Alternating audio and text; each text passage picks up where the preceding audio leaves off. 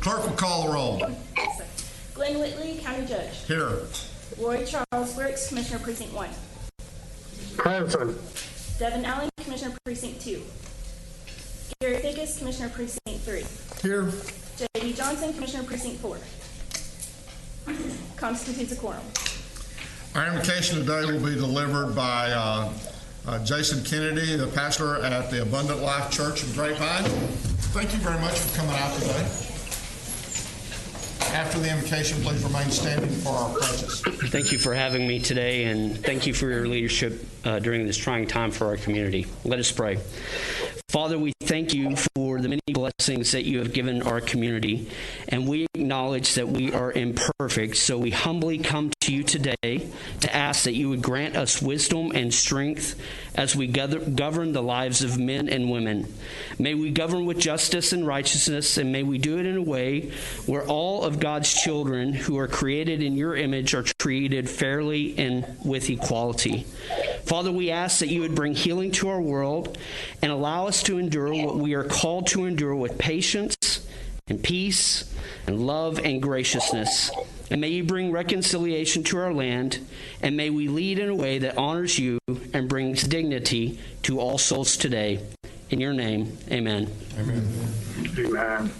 I pledge allegiance to the flag Of the United States of America, and to the republic for which it stands, one nation, under God, indivisible, with liberty and justice for all. Honor the Texas flag. I pledge allegiance to thee, Texas, one state, under God, one and indivisible. Thank you, Reverend.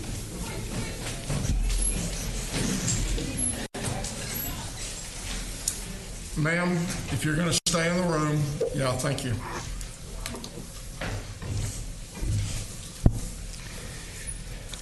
Good morning. Good morning. So we have several announcements as relates to the agenda. We're going to take several things out of order. We're going to do the briefing items before we go into any of the action items for the court. So the first item that we're going to take up is item B under briefing, which is the tax abatement on Winter LLC in the city of Fort Worth.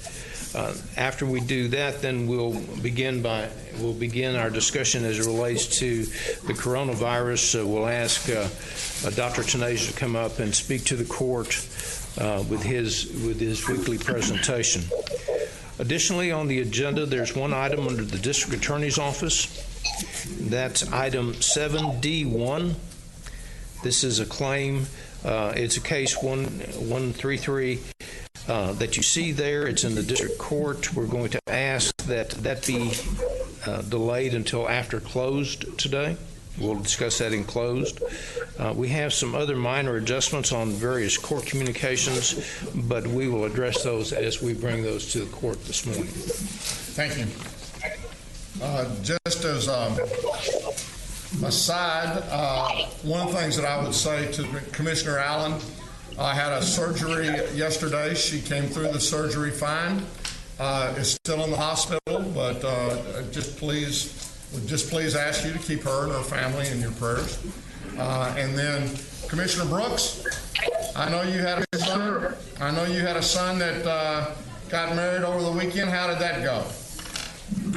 It went wonderfully well, and I was pleased to be able to officiate at the ceremony. And You go, girl. Well, we always called you Reverend Roy. I didn't know that you actually were going to officiate at the ceremony. I was honored to do so. That has got to be a really special event and something I know you'll remember for all of your life, as will your son and his new wife. Absolutely. Thank you, Roy.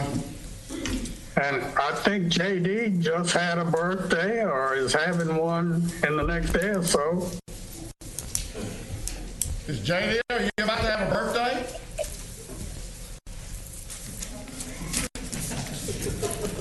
I don't know whether I can repeat what he just said or not. It's what? Thursday the 6th. So Thursday, August the 6th, and now, Roy, aren't you pretty close to that too? Mine is Sunday the 2nd. You're just not quite as old as he is. I'm sorry, say again? You're just not quite as old as he is. Not quite. Be careful about any signs that you might want to give me, JD. You'll hear me now? Yes, we can hear can. you now. Well, we could. Now can you hear me? Yes, sir. Yes. Okay. Happy birthday, I guess, in a couple of weeks, or next week, sometime soon. 2. Okay. Not my birthday. We will now move to the minutes. You have before you the minutes of our regular meeting of July the 21st. Move approval. Second. We have a motion and a second. Please vote.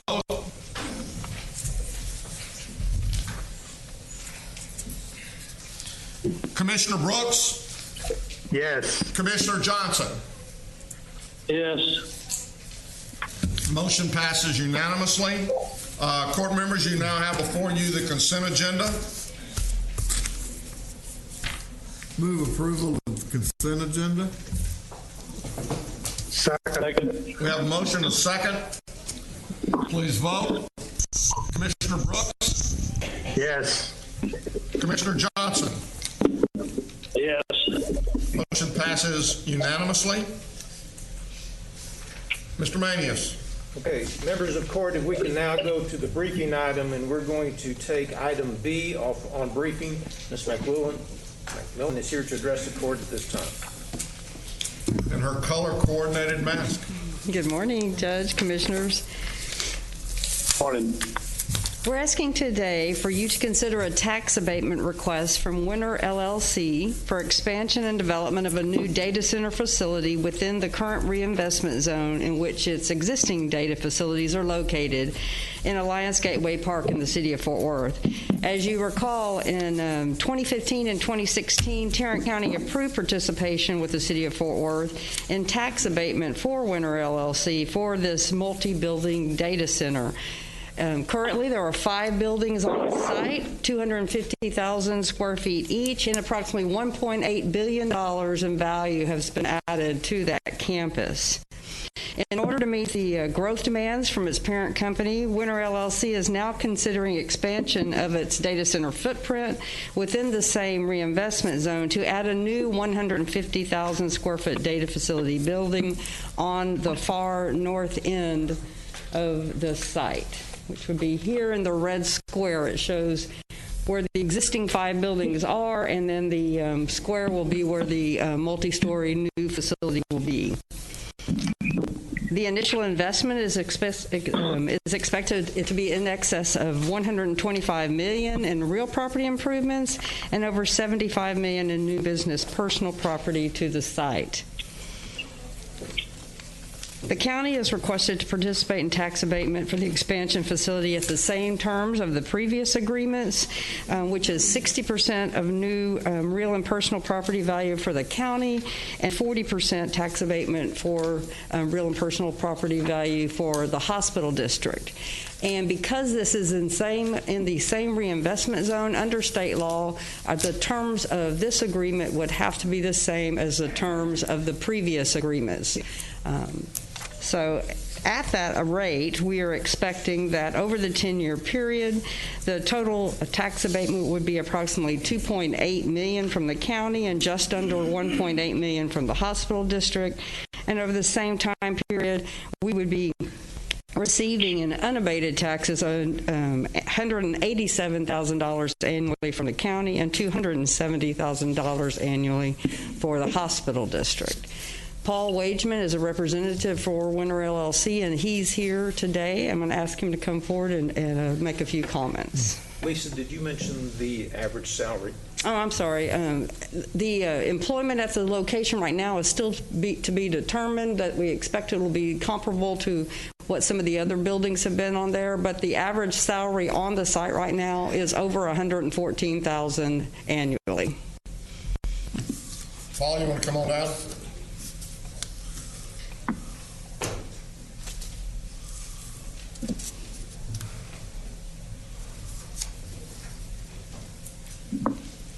Good morning, Judge Whitley, members of the Commissioners Court. I'm Paul Wageman, representing Winter LLC. I appreciate this opportunity to appear before the court today and your consideration next month on this abatement.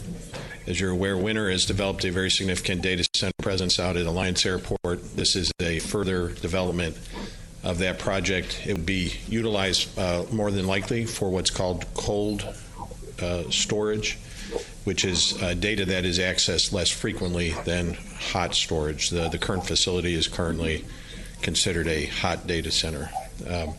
As Lisa mentioned, it'll be a multi-story building, about 150,000 square feet if it moves forward.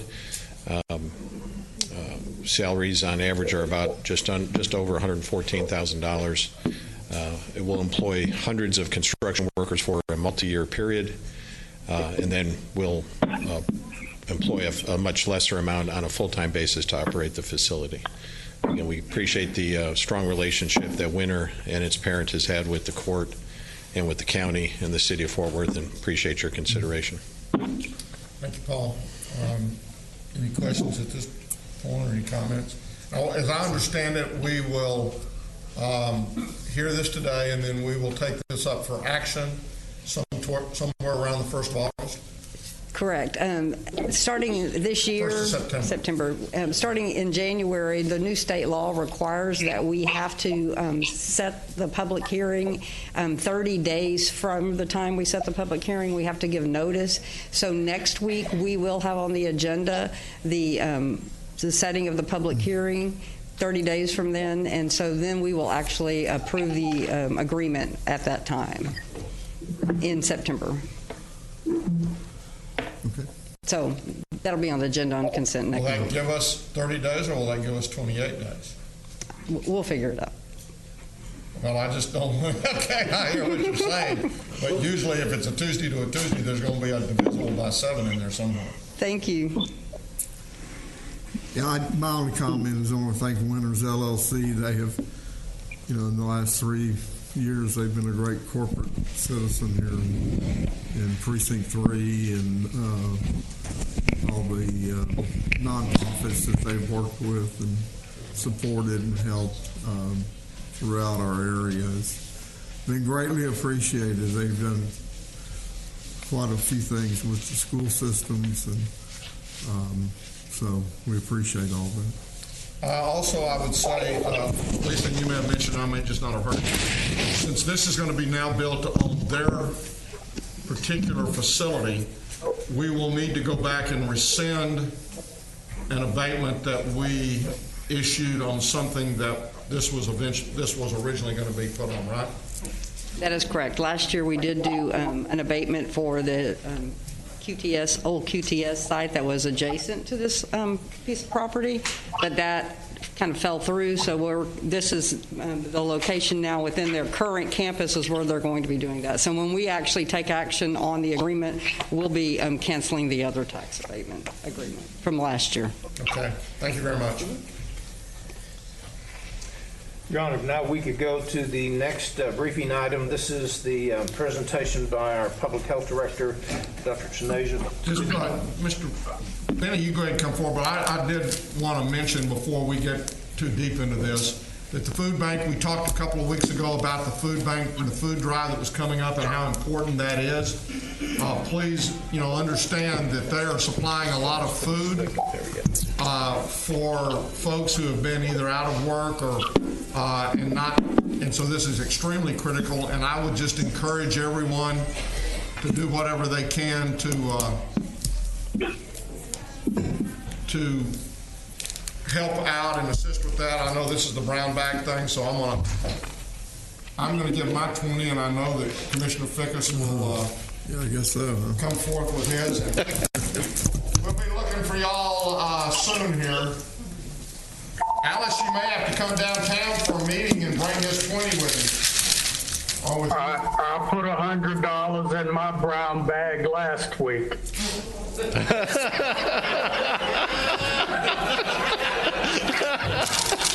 Sure. Did you get $100 from him last week?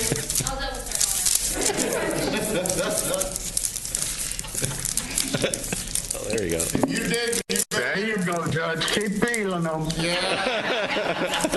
You better, well, we'll see. Are you writing your name on that thing so we'll know? So it doesn't get confused with Commissioner Brooks. Calm down, so let me give this to you. Whichever way. Well, put us down for 100 also. All right.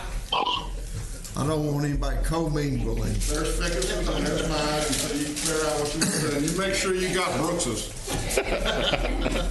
And Did you hear me, Judge? And Alice will bring JD's down. JD's good for it. He's, you know, he won't take near as many bills to get to $100.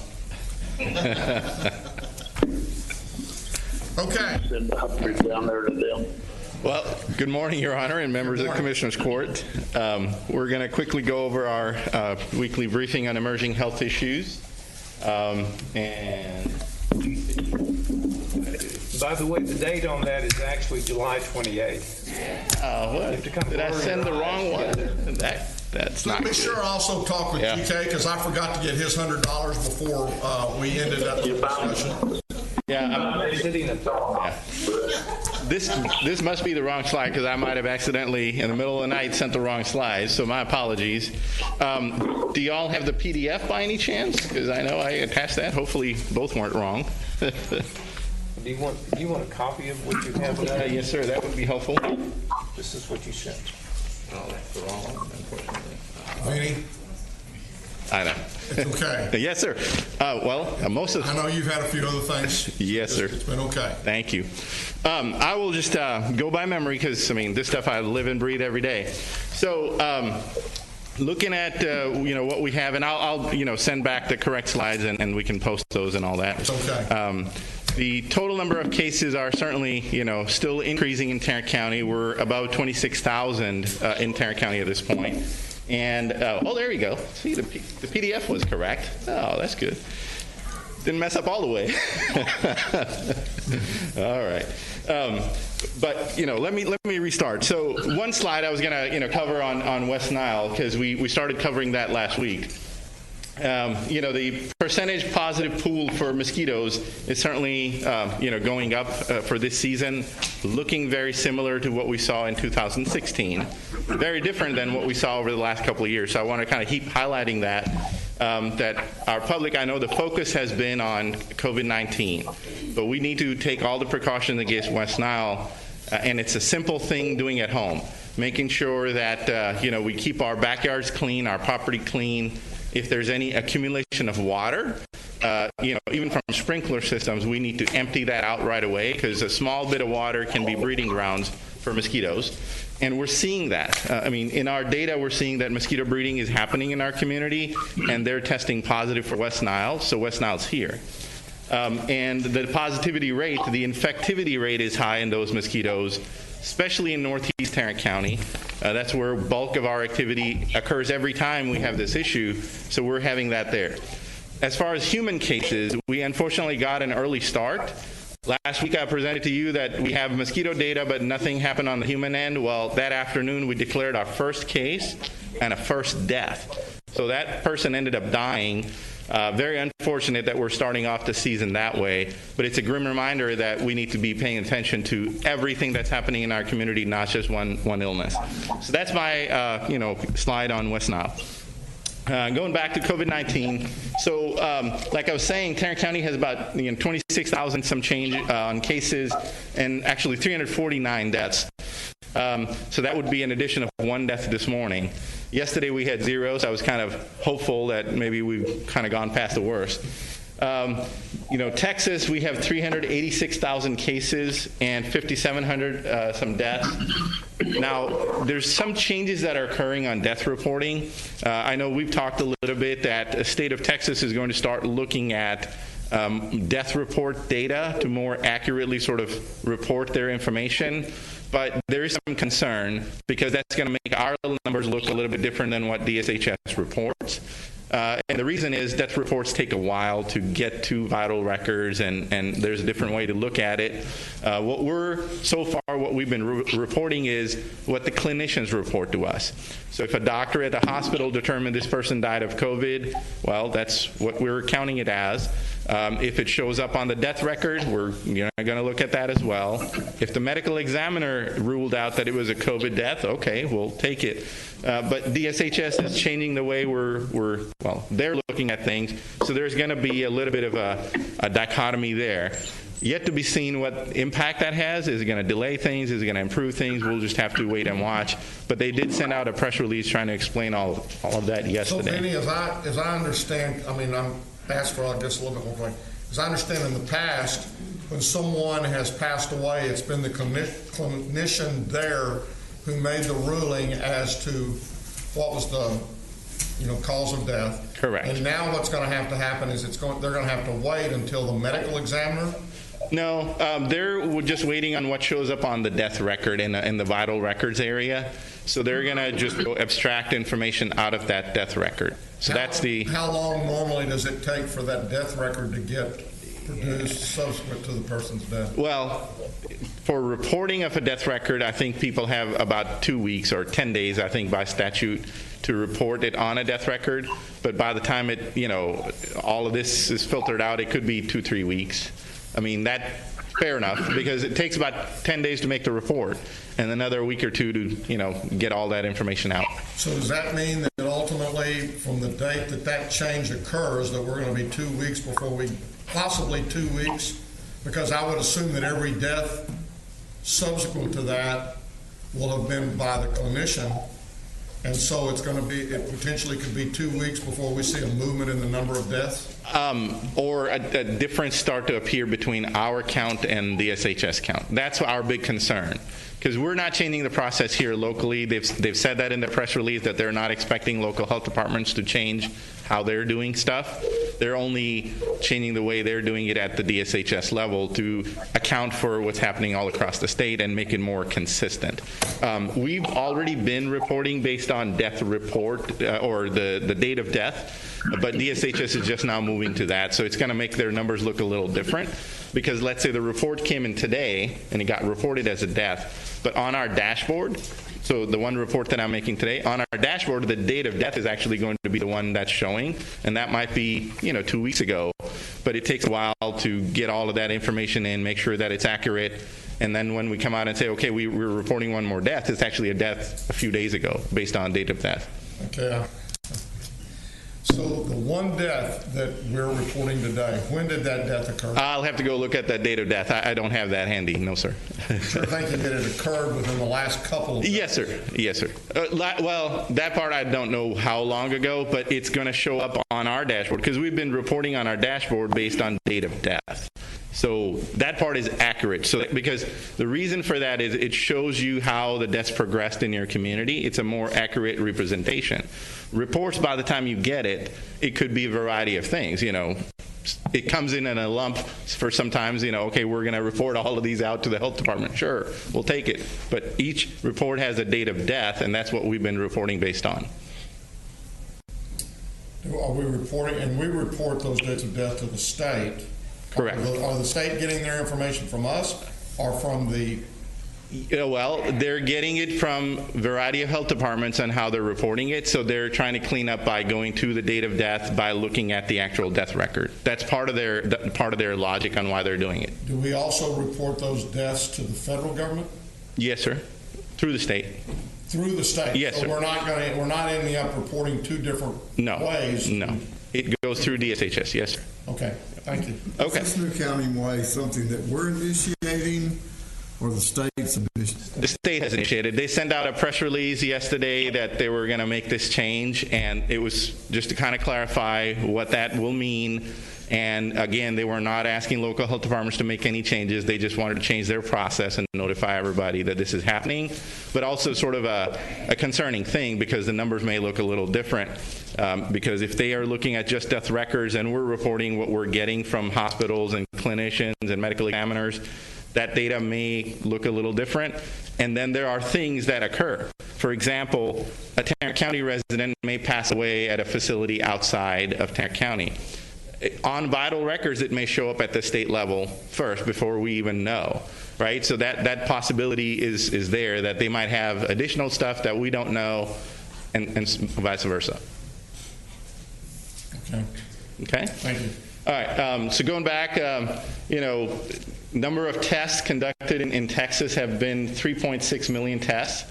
And the number in Tarrant County is obviously growing. 172,000, close to 172,000 tests are reported by DSHS that were conducted in Tarrant County. And then looking at our situational awareness, for the U.S., the trend is still up, but as you can see, there is a little bit of a flattening there right at the top. For the last week or so, we're plateauing out, which is good news. Hopefully, we go down from here. But that's, I'm excited about that. I mean, I haven't been excited about it for a while because we were just going straight up. Again? Yes, sir. Does this graph show COVID positive? Yes, sir. Okay. And then this is the same graph in a different way. This has the 7-day moving average, sort of to smooth out the data and to make you, kind of observe that plateau a little bit better. So as you can see, like the last week or so, it's been kind of a flat line at the top. So that's good news for the United States. I mean, we've been just going and having a lot of cases, and this is actually very, very good news that we're flattening out. Texas, on the other hand, actually we're starting to show a decline. So, we had a lot of cases that happened in Texas very fast over the last, 5 or 6 weeks. But we're starting to come down from that, recent peak. Is this the end? We don't know. But this is great news that the numbers are starting to come down on our Texas statewide data. And these are other charts that are starting to show that as well. You can see a little bit of curve off and a decline on the number of cases. And then, of course, there was a huge peak of deaths, and I think recent data is a little slow. But that one, I'm a little hesitant to say, okay, that's good news, because that could be also, some delays that are occurring in reporting and all those type of things. So I wouldn't put too much stock in the death data right now, but the case data we're pretty excited about. In Tarrant County, hospital trends, again, we're seeing a little bit of a flattening out at the top. There was, sort of a sharp uptick about a week ago, but it seems to have leveled off. Now, a lot of data reporting changes are happening at all levels. Federal government changed how hospital data is reported. So DSHS had to come back and advise our hospital systems on how the data is being reported. So we had a little bit of a glitch in data reporting. And as you can see, the numbers are trending down a little bit. We're still trying to determine that is this truly what's happening, or is this how it impacted based on the data reporting change? So, just a wait and watch at this point, but so far it looks okay. Even without that, we had a flattening out at the top, so that's good news. We weren't going higher. Overall, in our capacity utilization, we're at about, I believe, 12%, of all occupied beds. They were occupied with COVID patients. That's down from a peak of almost 17% just about a week ago, so that's good news. Case trend, same thing. The week of 4th of July or after 4th of July was our recent peak. After that, there's been a little bit of a reprieve in number of cases occurring. So that's starting to come down. It's in line with what we're seeing with Texas, so I have good confidence in what's happening there. Coupled with positivity rate, I know we talked about that we were, about a week or two ago at about 20% positivity rate, and we've started to consistently decline for that. Now we're at about 13.5%, pretty much in line with what's happening with the state of Texas. So all indicators are starting to point lower, which is good news. That we've come off a recent peak. Hopefully we can continue to go lower. Again, COVID-like illness, I like this indicator, very sensitive. This indicator started telling us 2-3 weeks ago that we're starting to see a downturn, and now you're seeing confirmation in all the other data. But this is, people accessing healthcare in an ER with a flu-like illness when flu has been ruled out. That's the definition. And as you can see, that's still pointing down. That's very good news. And here's the only, I guess, bad news that I had was last week was a very heavy week for death reporting. Now, again, picture's worth 1,000 words, right? I mean, we reported 50 deaths, but as you can see, there's not a bar that in a particular week shows 50, and that's because they get distributed by date of death to show you more accurate picture of how the death actually occurred in our community. So we've had some heavy weeks. I mean, not this last week, but the 2 or 3 weeks ago, there was a consistent uptrend, but now it's starting to, kind of come back down again. Overall, not too bad, but again, all of these, we would have loved to not have any of those in our community. And again, keeping in the same vein of data reporting changes, so we talked about death reports. We've talked about hospital reporting. There's a lot of conversation happening. There's a state definition, or actually a CSTE definition out there about confirmed and probable cases. And now DSHS is asking all health departments to clean up the data and clarify how many probable cases have in our community. And in the simple term, the definition is pretty long, but it's trying to capture tests that are not PCR tests.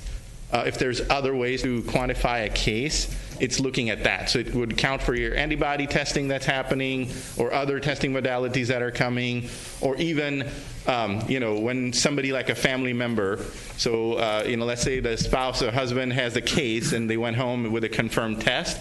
A few days later, the wife comes down with the same illness, clinically looks like COVID, known contact to a case, that would be counted as a probable case as well. So we're reviewing that definition. Our hope is that we can gain some consensus with some peer health departments, and hopefully by this weekend start looking at that data as well and see where we can report that to DSHS. They've asked that we start publicly reporting that information so that people can understand that there's more occurring in our community other than just the confirmed cases that are being reported, that there are family members and coworkers that are coming down ill, and not everybody may get a test because just the capacity is limited, but they are going to have the same intervention, that people need to stay home, take the precautions, treat it as if they have COVID, so that we can do a better job of actually accounting for what's happening, and then also all the public health intervention that's needed around it. So that's kind of the gist of all of that. And then talking about testing efforts in Tarrant County, we're starting to see some good progress. As you all heard, we had a very successful pilot. We partnered with City of Fort Worth and brought in saliva testing into Tarrant County. Started off with a pilot week at J.P. Elder Middle School. During that week, we had like about 1,339 or so people who sought that testing. Went through. We've got results back for most of them, and the average turnaround time is less than 48 hours, so we're pretty happy about it. Some of the stuff still, is pending, which happens because weekend was there. There's some data integration issues that we're having with the lab, but we're working through all of that. And then this week, they've added, another location at the Dickies Arena parking garage, and as you can see, our capacity has jumped. So we're doing about 450 a day at the J.P. Elder Middle School, starting off with about 300 a day at Dickies Arena, and that is expected to go bigger. And that is in addition to what we're working with TDEM on at a location in Arlington. That is not saliva testing, but it's adding capacity. Like today, we have about 977 appointments already scheduled, and that is in addition to people that just show up. So there's a lot of demand. Appointments. Yes, sir. TDEM would also have a lot more. Yes, sir. So we're doing more and more. Absolutely. We're doing well in excess of probably. Well in excess of 1,000, and maybe correct. Very close to 1,500 tests. That is absolutely right, and that is just the publicly supported stuff. I mean, in addition to, we have close to 50 different entities doing private testing in Tarrant County, so there's a lot of testing occurring. Actually, there's a map that DSHS pulled together, and we have it embedded on our website. It's tarrantcounty.com/COVID test info. On that website, there's two little areas. They look like a virus, just a graphic. One of them takes you to this page, and the other one takes you to the actual DSHS map where you can put a zip code, and it'll come up with the nearest Walgreens, CVS, other private testing location, urgent care, whoever's doing testing in the area. And it has some snippets of information, their time, are they drive-through, do they need appointments, do they accept insurance? All of those type of details are there. So that's a great tool to use if you can't find an appointment at a publicly supported site. You can certainly avail of a private testing option. This is not the only option for Tarrant County residents. And still, though, we continue to have difficulty in being able to accurately account for all the tests that are being done in Tarrant County, because there's no requirement that basically states that the lab or whomever is doing the test has to report the test to the county or even to the state for that. Do they have to report to the state? So the governor did ask the labs to report everything to the state, and that's how the numbers on the beginning slide are appearing on the DSHS website. Let me point that out. On the right, in that black box there, the 171,933 is part of that reporting requirement. So again, nothing's 100%, but it's a fairly accurate representation of what has happened. And the reason I say it is, you can make that requirement, but by the time it all starts to report, sometimes it's late, because that was not the system we had before COVID. Typically, only positive conditions are reportable, negatives are discarded.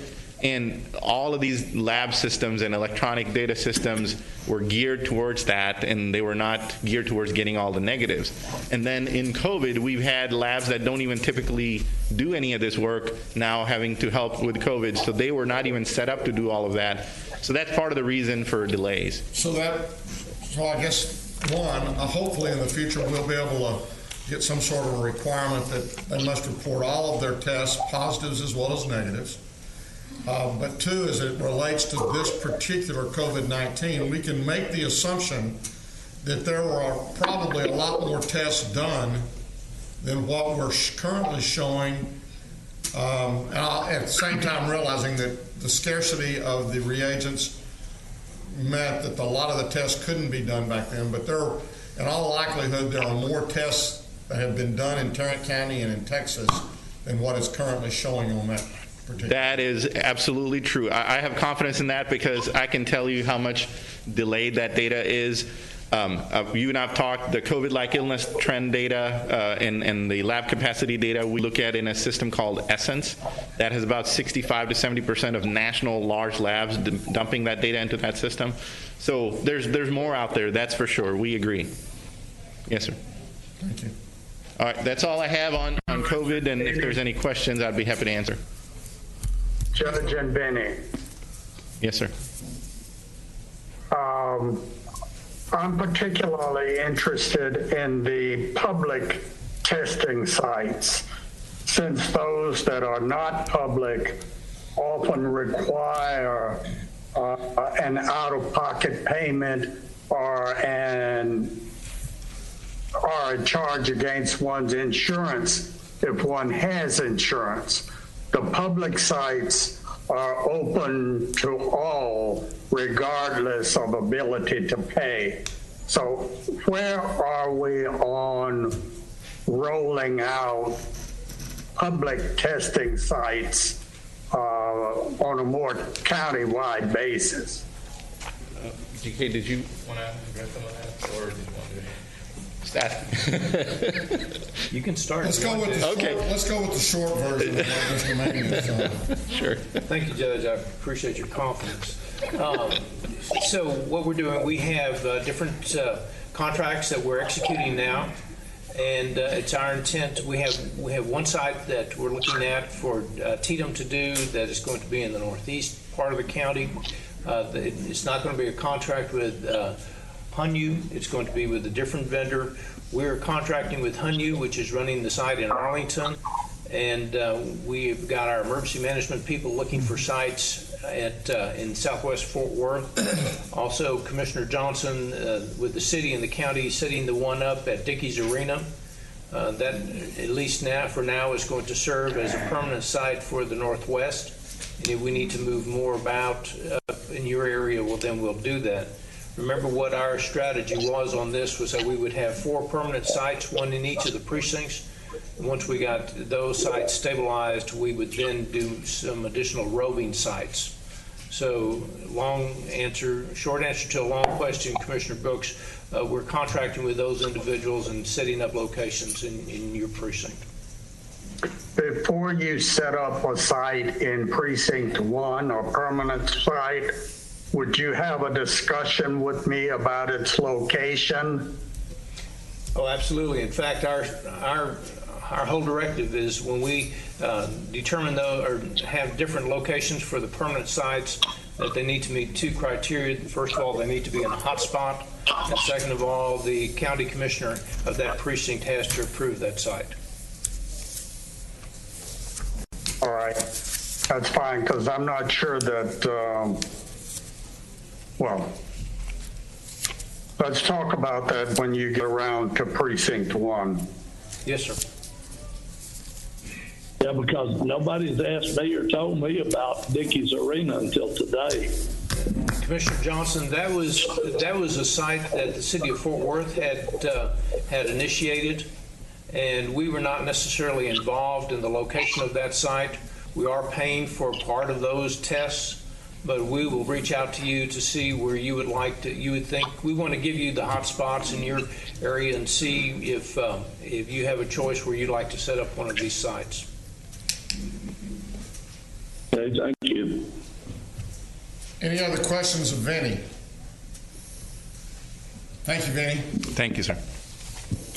I'd also like to recognize Susan Young from Senator Kelly Hancock's office. Appreciate you being here, Susan, and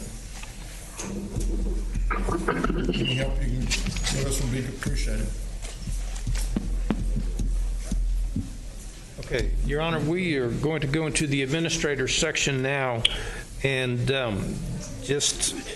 so how would you like to handle this? Would you have the audience participation forms that we can go through now, or we can get into that as we get into item number 2? Really, on item number 1 of our section, these are the orders of the governor and the local orders of the Commissioner's Court and the county judge. We did not receive any additional orders from the governor's office this week, and the only other order that we did get, it didn't deal with the coronavirus, is that the extension of early voting. The governor authorized an additional week of early voting, but there was no orders that dealt with the COVID-19. And so we can move to item number 2 if you would like to, or would you like to first go into the audience participation? You know, as I'm looking over these audience participation forms, most of them seem to be about issues other than there's a couple that are specifically, I think, about COVID. Or masks. So I think I'd just as soon go through the public information or the audience participation forms, and then if the individuals want to, they're certainly welcome to stay and listen to the other deals, and if they've got something specific about that, I might ask them to fill out another form, but do it like that if that'll be possible. So, Your Honor, we do have people that would like to possibly speak, and they are in 504C. So if you will identify in order, about 3 or 4. Yeah, about 3 of them would be good, and we'll line them up, and so that they can come into the Commissioner's courtroom. So we'll enter this period then, and the first 3 that I have down are Carrie, I think it's Dugan, Cynthia Bird, and Harper Wiley, maybe. And I apologize for having messed up any names. Is Carrie Dugan here? There you go. And what I would ask is that you repeat your name, and then you have 3 minutes to make any comments. Since these items are not on our agenda, then you understand, please understand that we cannot respond, by state law, we cannot respond to any other comments you're making. So welcome, please come forward, Carrie. speak to you today. I And came in. while you're here, if you would like, you can remove the mask. Okay, thank you. We all hate them. I understand, so. Thank you. I like your Texas mask. It's very, very cool. So the reason I'm here today is as a citizen and wearing these masks, my observance is walking around in different stores and watching what's going on. There are many things that have caused me concern just to wear the mask that I feel that is very, very serious in what I've seen. I know there are disabilities for people that shouldn't be wearing this mask for health matters, breathing disorders, COPD, and other things. I feel that going in the stores and a lot of these public places, that those aren't being recognized. No, they don't care if you have a disability, that you're mandated, they want you to wear that mask, and they're forcing people to wear it or leave, which they're throwing people out of public places. I got thrown out of Target last week. So I was going to Costco the other day, and I observed a really, really elderly woman that was probably, she was probably 85, and she was struggling to get back from the car to her car out of the store. She had her mask on out in the heat. It was 100 degrees. She didn't know to take her mask off, and she was falling on the ground. And I rushed to her and said, remove your mask, because she couldn't breathe. Being elderly is not a disability, but she just didn't know to take her mask off. And I just think there's a lot of concerns with health things that are happening from wearing the mask. Just people that lose oxygen, they don't know to take it off, and it's hot outside. I see police officers that are standing in the heat working, wearing these masks, and I'm thinking, if he had to run down the block, how is he wearing a mask right now and not passing out? I don't think anyone is looking at that factor of how dangerous it is to wear these masks. The people that have disabilities, of course, they walk in and they wear them just to get in the store and get what they need or make their day happen. And it's not being looked at. No, there's 11 exceptions in Governor Abbott's executive order that were also passed along in your commissioner's order. Those exemptions are in there, but these stores don't know any better. They're not even reading it. They don't realize there are medical disabilities. And they're just brushing right over them, so people are having to wear these masks just to have some freedoms in this country, and it's crazy. 2 minutes. Another thing that I want to talk about is a concealed carry license. They're not supposed to wear a mask. There's some real uncertainty with that issue. The people that are concealed gun carrier license, they're not really supposed to wear a mask, but they're made to wear a mask when they go anywhere. So those things aren't being looked at. I just feel that, I had a friend that had a stroke from wearing the mask. His doctor said, you lost oxygen. How long were you wearing your mask? He said, all day at work, like 9 hours a day. He said, I had to wear it or I would have lost my job. I can't just pull it off. So no one is using any common sense with this situation and a mask and wearing cloth over your face in the heat outside working. I feel that our liberties are being trampled on, and I'm wearing this flag hat today for people to remember that we had Americans that died for this country and died for the liberties that we have today, to be able to walk into a building, to be free, to be able to go to a restaurant, to be able to open a bar, and they're being just thrown away. That's it. Thank you, Ms. Dugan. I appreciate your comments. Cynthia Bird. Cynthia Bird has indicated that she does not wish to speak. Her comments are mandatory. Mask wearing is not constitutional. Science does not support mask wearing. We, the public, do not support mandatory mask wearing. Let people decide how to be socially responsible, open the economy, open schools without mandatory masks wearing and without mandatory vaccines. Thank you. Harper Wiley.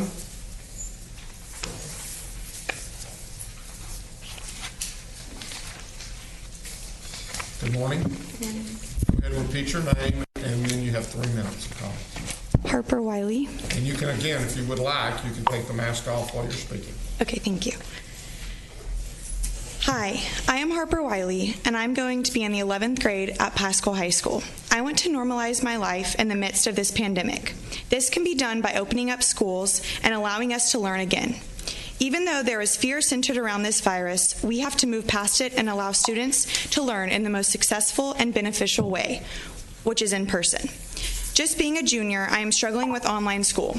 So are my 3 siblings, one that is going to be a freshman, one that is going into 7th grade, and a younger brother that is going into 1st grade. My mom did the best she could to try to teach all of us, but with a dad that is working, she had to do it all on her own. It's very difficult to learn at home. With high school being so hard, I can't even imagine elementary age kids that have a much shorter attention span and learning the basic fundamentals like letters and sounds to thrive in school. School is my happy place. I thrive in a learning environment with other students that are encouraging and every single staff member and teacher who pours into me daily. Way beyond the virus, in-school learning is very important and vital for me and my fellow peers. In early March, I was informed that the virus was getting worse. I didn't think worse meant canceling school for 2 weeks and then turning into the whole year. Being on Zoom with my teachers was nothing compared to in-school learning. With the Zoom hours being optional and for us, Edgenuity being required, not even taught by our teachers, but random strangers teaching us curriculum, not even lining up with what we were doing before spring break made it very difficult to learn. I struggled with online learning, and not being in school contributed to the worst mental health I have ever been in. Because I not only struggle with ADHD, but anxiety as well, trying to learn from across the computer screen made learning non-existent. I had no motivation to try anymore because it was so hard to understand the curriculum across the computer screen. I struggle with ADHD. I take medicine to help me focus, and not being able to be face-to-face with my teachers made this struggle so much harder. I am the student that constantly asks questions, and I attend tutoring most days of lunch and after school almost every day. With online learning, Zoom doesn't cut it for the extra questions I had. It was hard to meet with my teachers and know when they were available. However, in school, it is different. They are willing to stay late and eat lunch with us while learning. I also had to take all my AP tests online, and I am an in-person test taker. I need to be next to the teacher. I need time reminders. I need no distractions, like when I am put in a small group while in school. I need to take tests and be able to ask questions to my teachers in person. They were so hard to take over a computer, not knowing how to work the testing site, and with loud distractions in my house, testing on a computer made the time limit stressful. I believe my teachers have impacted me more than any other group of people on this earth, and being face-to-face with them is the only way I will be able to learn. Friends are also very important to me. Being able to see them every day is part of the reason why my mental health is so good while in school. Time. Keep going. Okay. For ADHD, I am in the 504 program. Being in this program, face-to-face learning with the teachers in the classroom is the only way for me to be successful. I am speaking for all my peers that have learning differences. School is not easy for everyone. Try online learning. It's hard and contributes to high levels of stress and anxiety. Especially with ADHD, trying to focus and remembering when to join the specific Zoom classes makes learning challenging. A plan needs to be made so students like me can enter a school building so we don't fall even more behind, continue to be lost, and so our mental health doesn't continue to decline. I am willing to follow a plan and wear a mask to keep me and others safe so we can all learn again. Thank you for considering my feelings about in-school learning. It is the only way this year that I and others will be successful. Also, after seeing the slide that Dallas County has almost twice the number of cases and it's still opening in person. Thank you. Harper, thank you very much for being here today. Thank you. Good luck. Thank you.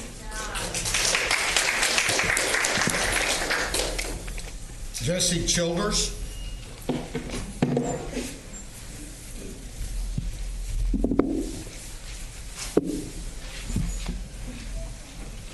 Before you start, who would you like to have next, Judge?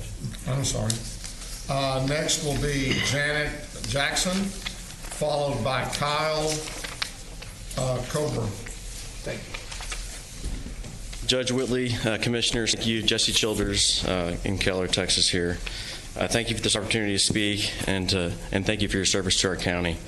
My comments are in regards to the joint control order issued by the medical director and others that mandates virtual learning until September 28th. It's my understanding that after a state ruling, there was 2 or 3 Zoom meetings on 7/17 and 7/20. In these meetings, the medical director, county health department, and superintendents across the county discussed the reopening of schools. I request that these meeting minutes and notes be made public so that we can understand how this mandate came to be. What specific data from community spread within school-like settings was analyzed? What's the empirical data from daycare facilities in Tarrant County and around the United States that have never closed through this pandemic? What is that data telling us about how our kids are spreading the virus or getting the virus? How many pediatricians were consulted on the issue, and what were their recommendations? Was there any thought and discussion of the second and third order effects to our kids, teachers, parents, and community? The safety and well-being of our community involves many other aspects that go well beyond COVID-19 positive tests. The medical director indicated that the spread seen in nursing homes and those attributed to opening bars was considered in this mandate. How does that data have anything to do with how our kids are getting or spreading the coronavirus? We all understand that this virus does not treat everyone equally. Tarrant County COVID-19 data shows that children under the age of 15 equate to less than 5% of positive cases and 0% of deaths due to COVID-19. If the community spread in school-like settings is unknown, then tell us. If the community spread in school-like settings is known, then tell us and show us that data. In last week's Commissioners Court meeting, the medical director indicated that she was greatly concerned for COVID-19 and flu season together. This mandate is set to expire right around the time that flu season is set to ramp up. Does the medical director and county health department anticipate extending this mandate? Are these discussions currently being had with the medical director, health department, and ISD superintendents? This information is of great concern to me so that I can be fully informed and make the proper decisions on my child's education as well as my wife and I's employment situations. I do understand that these are unprecedented times and we're all having to make sacrifices for the greater good. I do not ask for any action that will only serve or improve my individual situation. Whatever mandates come down or other challenges that come, I will navigate through and overcome to best lead and provide for my family. I only ask that you provide us this information to me and the rest of the public so we can make the most informed decisions on our children's education. If it so pleases the court, I respectfully request the information be provided to us and or a special meeting be held on this topic where we can engage with the county medical directors, the Commissioners Court, the county health department, and the ISD superintendents to discuss how this mandate came to be, how it could be extended, and any other questions that we have in regards to it. Thank you for your time and consideration of my request, and thank you for your service to our county. Thank you.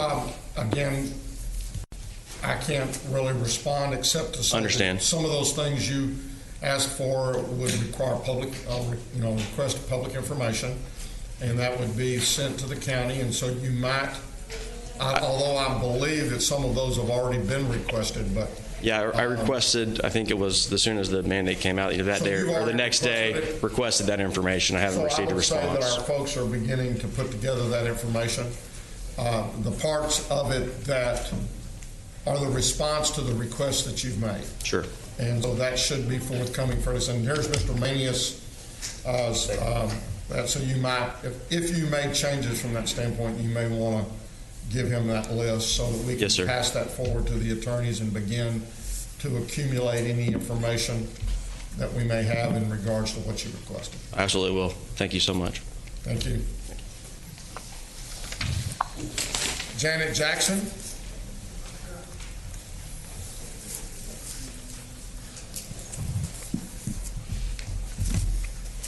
You know the drill. Hello, I'm Janet Jackson, and I'm here to read the tort lawsuit that has been filed against Glenn Whitley, against the commissioners of this court, and against Betsy Price and any other mayor, judge, public health official, or U.S. attorney that is implementing these mandates under a state of emergency. Your declaration of a state of emergency for COVID-19 diagnosis criteria for a series of pneumonia and influenza-related symptoms and the allegations of an existence of a novel coronavirus is based on a series of assumptions, meaning not fact, not proven, no evidence, and are patently false. Number one, according to the International Committee on Taxonomy of Viruses, Coronavirus, the study group's publication on March 2nd, 2020, their preliminary data suggesting there was sufficient variation to determine this to be a novel virus versus a mutation of known coronaviruses was not based on any established scientific principles, but was a response to the World Health Organization and its implementation of Agenda 2021 along with the Bill Gates Foundation. Number two, There could be no independent verification of the epidemiological models predicting dire infection and mortality rates, as the underlying models and data were not published, and when sought were reportedly corrupt so as to make their examination impossible. Number 3, in violation of the state laws, no medical or scientific evidence was provided to establish even causal links between SARS-CoV-2 and the symptoms of COVID-19, relying instead on foreign government hearsay and conjecture. Number 4, since 2003, the U.S. Department of Health and Human Services and their subordinate organizations, the National Institute of Allergy and Infectious Disease and the Centers for Disease Control and Prevention, maintained a patent preventing any independent organization from testing for the presence or presence of coronavirus transmissible to humans through 2018. Organizations for testing for the presence of coronavirus transmission, resulting in a complete lack of testing technologies. Number 5, no state official has reviewed for accuracy or veracity any of the causal statements made in the declaration of emergency, which contain false, misleading, and terror-inducing statements. Number 6, in violation of a well-established legal precedent from Ju Ho versus Williamson, 103F.1026. Thank you, Ms. Jackson. CCND, Cal 1900. Kyle, is it Coburn? Okay, yeah, it's Coburn. What's in it?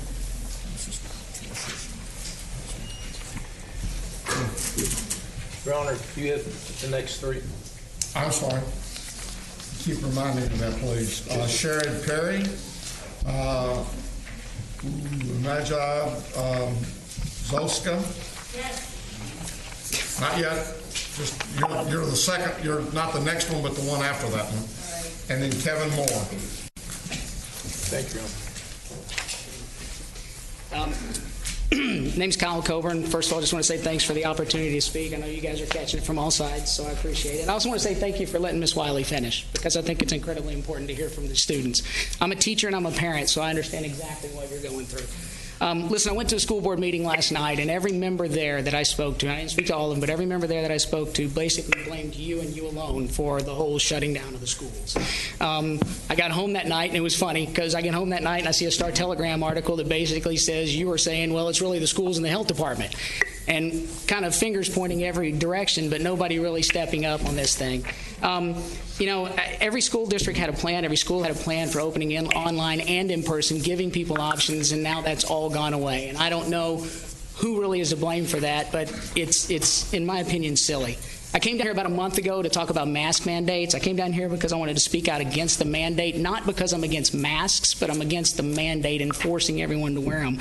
And what got me fired up about that was a phone call that a member of your council made to a constituent and a good friend of mine, in which they said that the state legislature gave you the power to declare that mandate, and if they didn't like it, well, tough. And I don't necessarily disagree with that, because if you got that power, you got that power. But what I'm asking is, if they've given you the power to declare that mandate, then I would assume they've also given you the power to open schools, to declare schools open and override what else is going on in here. And if they haven't, then what I would ask you to do is to look back at what you said in their article yesterday at the Star-Telegram, that basically it quotes that Whitley says he wants students back at school as soon as possible. And he suggested that parents make their desires heard to school officials, public health authority, and Texas Governor Greg Abbott. And I'll take it to the school, and we'll all take it to the school. But Greg Abbott's not taking my call. You're the county judge, and you guys. Not mine either.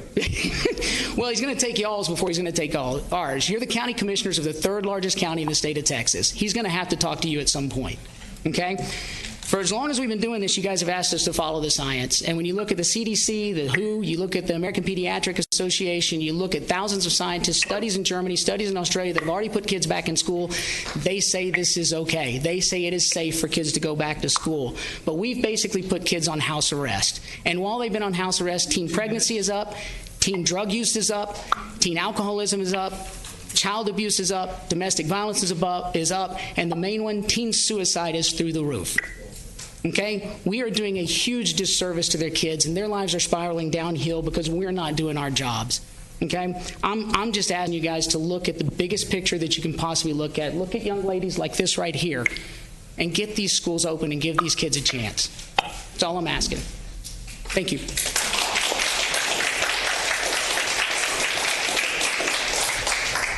Mr. Coburn, I would say that I did speak with a pretty good-sized group of parents. I don't know whether that tape is still on the website or not, but I would suggest that you watch that. I would also be more than glad to talk with any group to go over where I am and what I've said previously on that deal. But if you watch that tape, then I hope you would understand the comments that I made. No, and, sir, no accusations involved in that. I just want you to know that. If you got the power to do something, we just hope you get it. Well, and I explain, I think, where that was coming from and why and where the position I'm taking. So please watch the tape if you hadn't. Sherrod Perry.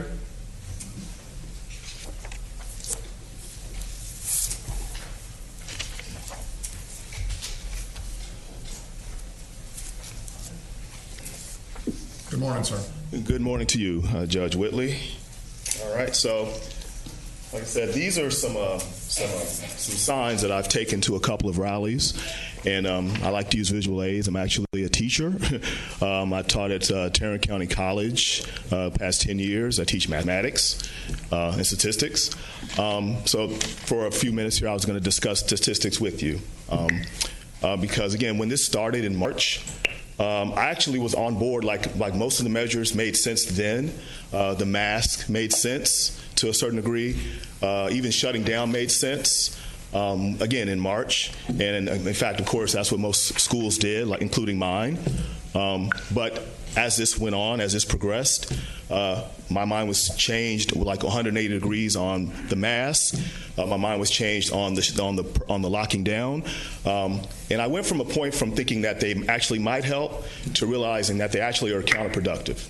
Like I'm genuinely like seeing the evidence that tells you that masks are counterproductive. That masks not only do not help the situation, but they are actually. For all actually, these points have already been made before me. You're breathing in your own carbon dioxide. You're breathing out. You'll be able to take in less oxygen. The masks themselves are.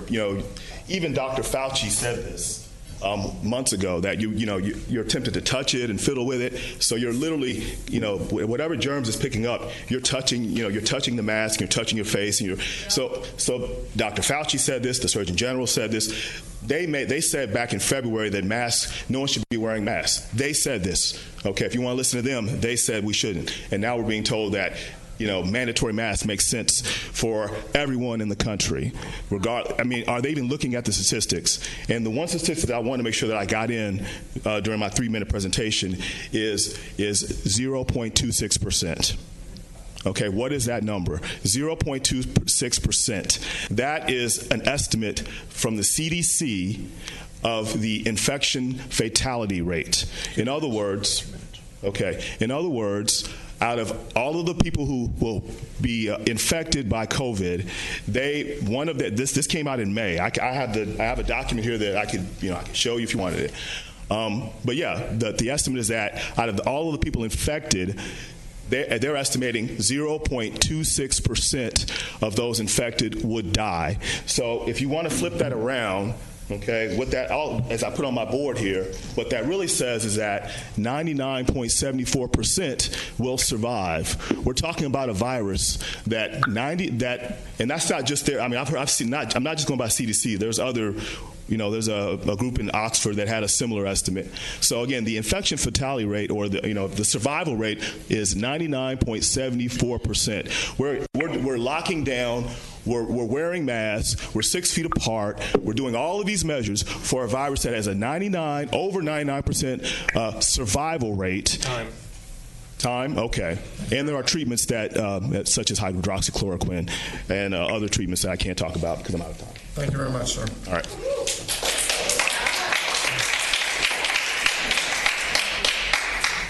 Mr. or Mrs. Zott, okay, you're going to have to come forward and pronounce it because I'm. What? Me? Yes. Sorry. In Your Honor, those individuals that are in the courtroom that are wearing masks, they need to make sure that their mask fully covers their nose and mouth. Please. Okay. Ma'am, would you go ahead and, ma'am? What? No, the lady back on the back row. You need to, yes, thank you very much. Go ahead. Okay. When someone dials 911 begging for help due to one's fear of getting assaulted by another human, chances are an officer will not arrive because fear isn't an emergency to them.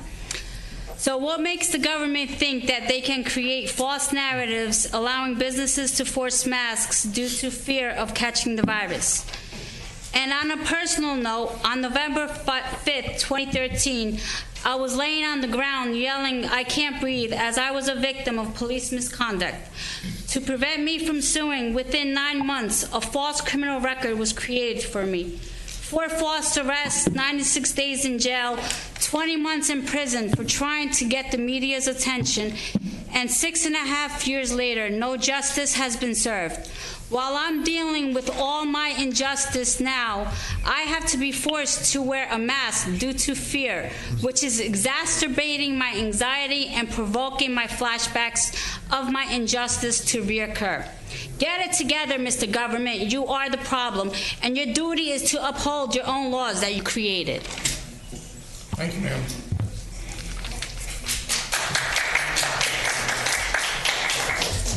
Kevin Moore.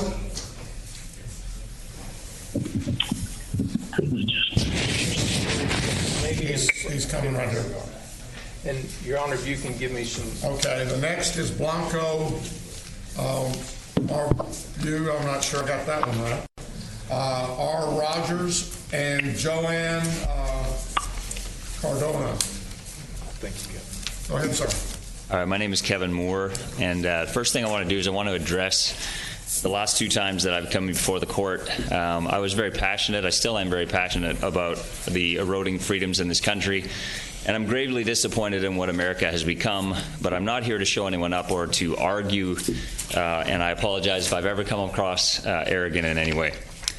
So how do I make a compelling argument in just 3 minutes against those who, they use presentation tools, they have 25 minutes of uninterrupted minutes, and they're supported by the majority of the people in the court?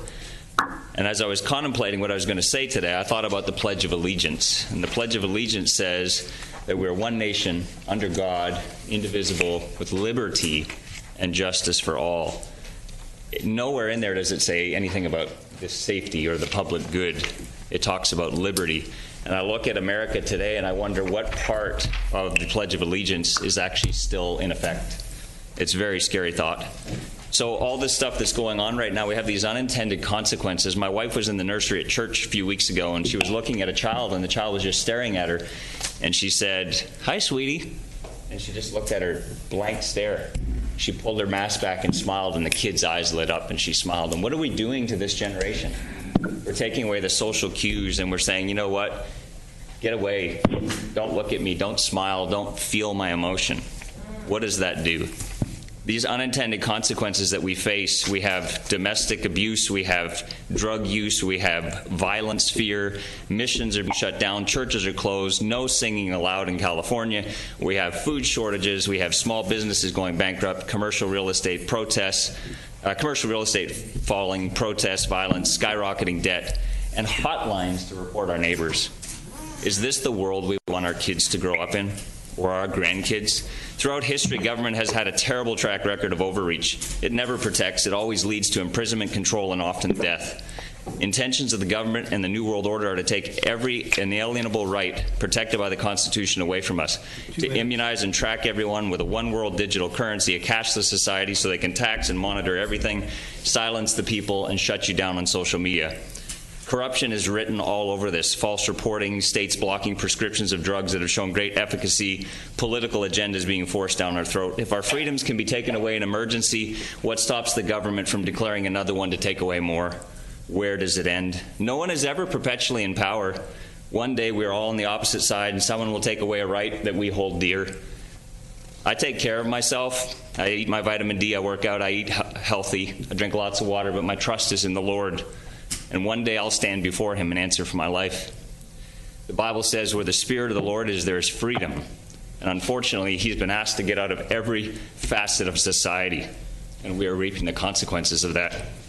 Maybe you can't change the world, but you can impact this region and cause a ripple effect across this state and country. Time. I implore you to make the freedom of the people the foundation of every ruling and every order. Thank you, Mr. Moore.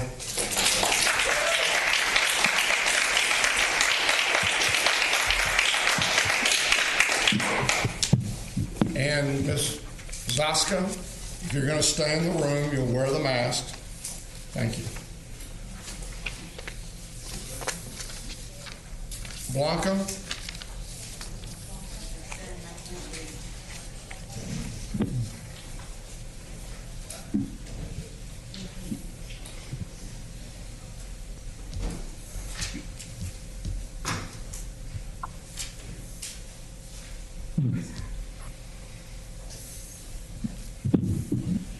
Thank you for your time.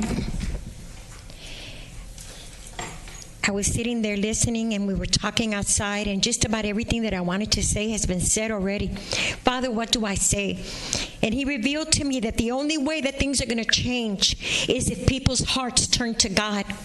We must turn back to God. So I'd like to say a word of prayer and call on that mighty God to deliver us from the hands of the oppressor, to deliver us from the evil rulings that have occurred in our nation that has been changed. In March, they told us that it would be just a few weeks, and now it's July. They came from lockdowning our churches and staying in your houses to mass to now the HR Bill 6666, wanting to pass that to come into our homes and remove our children. My God, it's a nightmare. So, Father God, I thank you right now for the hearts of everyone in this room. Father God, use me to transform hearts that they may know that without you there is no freedom. Without you there is no life. Father God, that you will protect us in the midst of whatever is going on, Father. Protect the doctors that are trying to get that hydrochloroquine malaria medicine, Father, that the doctors are actually blocking that medicine and people are dying. Father, thank you for touching these people, that somebody can do something for these children that are sitting at home. Some are being abused because they don't have a school to go to. Some have no food, Father God, because the school was the only nourishment that they got. And they're sitting at home and they're wondering why. Father, I thank you for those that are hurting because they've been depressed, because they've been locked down in their homes. They haven't had a hug. They haven't known the love of God that changes and transforms, Father, and many are taking their lives. Oh, Father God, I thank you for transformation in our nation, in our city, in our lives, and in our heart. We cry unto you, Father God, to deliver us, Father, from this new world order, from the Antichrist that are coming against you. And there is no power but the power of you, God Almighty. And in the name of Jesus, we say, it is done. Thank you. Thank you, Walker.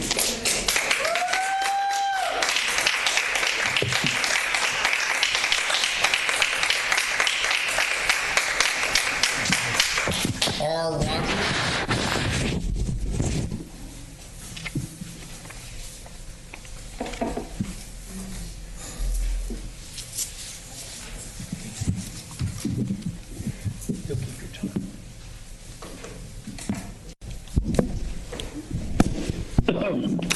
Good morning. My name is Rebecca Rogers. So I've contemplated for many months what makes one person's job essential versus someone else's job. The fact of the matter is every person's job is essential to them in order for them to provide for their basic human rights to live. But in order for people to be able to provide for their families, teachers need to be back into the schools, and schools need to be open. Last Tuesday, Tarrant County once again made an announcement that impacts many residents of Tarrant County. Residents are being forced to choose between work to provide for their families versus being their child's teacher. Some will have to quit their multifamily jobs so that one parent can focus on schooling while the other parents try to make enough money to maintain their current lifestyle. Other families will sacrifice their health and family time trying to juggle both worlds of working and being a teacher. But what about the single parent? Single parents are trying to be a mother and father. They are often... Either put the mask on or leave.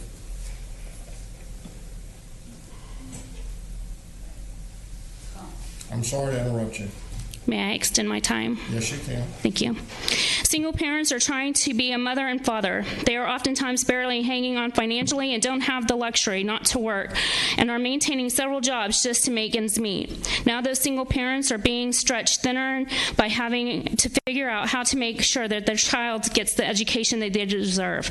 You see, Tarrant County leaders have failed once again to listen to their constituents. July 21st, 2020, the Star-Telegram reported on a parental survey taken for two of Tarrant County's largest districts, Fort Worth and Arlington. The survey indicated that in both districts, 54% of parents wanted in-person classes, while 46% wanted online classes. However, decisions were made to push online schooling without considering what the majority of parents wanted.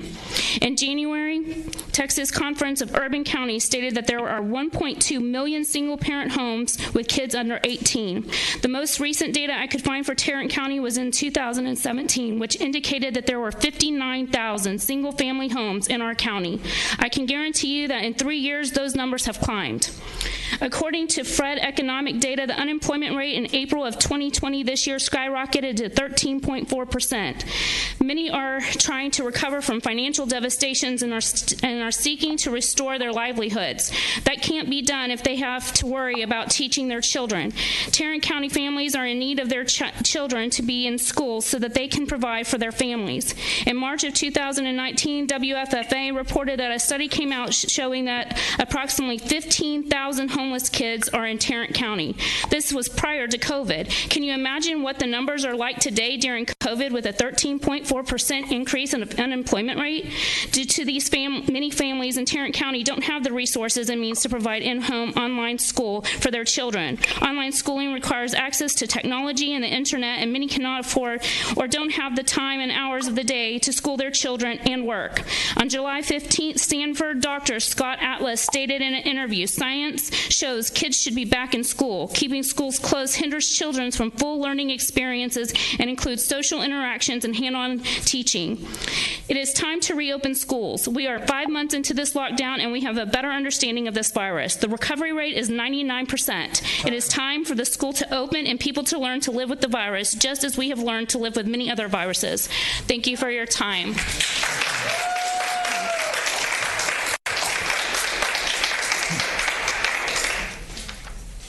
Joanne Cordora.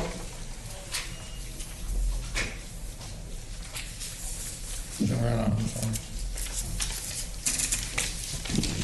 Good morning, Judge Whitley and fellow commissioners. My name is Joanna Cardosa, and I live in Precinct 2. I'm here today to give my testimony as a COVID-19 survivor, the mother of a child with underlying health conditions. I was hoping to testify from my home during my quarantine from COVID-19, but was unable to do so because the court does not allow us to call in for public comment. We have to come in person to testify. My daughters and I were released from quarantine this weekend, and this is the first meeting that I was able to attend. I am here to testify in person about my family's experience with the county's free testing site and lab test returns. About 3 weeks ago, my family attempted to get testing at the Arlington free testing site after developing COVID-like symptoms. While attempting to register online per the instructions, the closest available testing date would be 8 days out, and in an additional 5 to 8 days for results. This was unacceptable for us, as we were very concerned to spread the virus to the baby of the family who has underlying health conditions, and to our co-workers if we've returned to work. We expanded our search and finally found a private testing facility in South Fort Worth that would administer the test the same day. And we were privileged to have health insurance so that the $1,300 cost to test our family would be covered by our health insurance. Little did we know that we would be vehicle number 137 and would have to wait an additional 5 hours in our vehicle to have the nasal test administered, and in an additional hour for test results, stating that we were positive for COVID. We were never contacted by a contact tracer the whole time we were in quarantine. The county knew a wave was coming and we were not prepared. On my way up here, I had to take a different elevator than those that were not wearing a mask and refused to have their temperatures checked in the first floor. They made a comment that they don't have cooties. Well, it's not just about you having cooties. How do you know that I don't have it? In order for our county to bend the curve, we need to increase testing, lab processing, and contact tracing capacity. We also need to create educational material and awareness for and among the most vulnerable populations in our community. In regards to the reopening of schools, as the parent of a child with underlying health conditions and whom attends a school district that will not allow me to switch my child from virtual to in-person until the end of a semester instead of every 6 weeks, this has caused a lot of stress for my family in regards to which option to choose. I am a member of many parent-teacher organizations, including local PTAs, and there are a lot of concerns, not just from parents, but from teachers as well, about their health and the possibility of contracted COVID-19. My family contracted COVID-19 from our college-age daughter. I have purchased PPE for teachers from their Amazon wish list for back to school.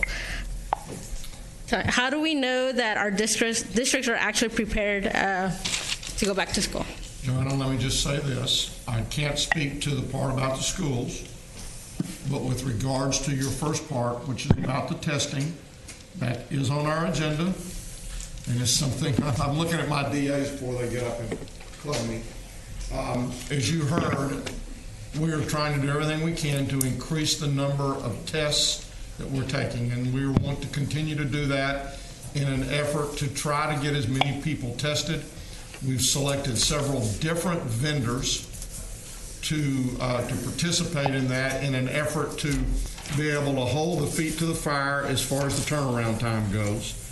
And we're also trying to significantly increase the number of contact tracing folks that we have in an effort that it will not take so long to do that. We are, I would encourage just via this that, and it doesn't sound like there was ever a call made into you, but what I'm saying is a lot of people will not call back. They'll call, folks will call, they'll leave messages, they will not call back. So I really want to encourage everyone that if they do get a call and they have been tested, to please call back so that we can go through the various bits of information that need to be passed out. And I apologize for the fact that that we weren't able to get to you during that period of time. But that's the one thing, the two things that we're really trying to focus a lot of our efforts on right now is that increased number of testing and then the contact tracing for that afterwards. So I appreciate your comments, and I thank you for being here today, and I hope that that everybody will be well in your family. Thank you, and I appreciate the feedback, and I think that it's very important to continue to work on increasing testing and lab results and contact tracing in order for our schools and our economy to get back going. Thank you very much for your comments today. That concludes all of the audience participation forms that we have. So I would again thank everyone for the comments that they've made, and we appreciate it. I'm going to ask that we have a 5-minute recess at this time. Okay.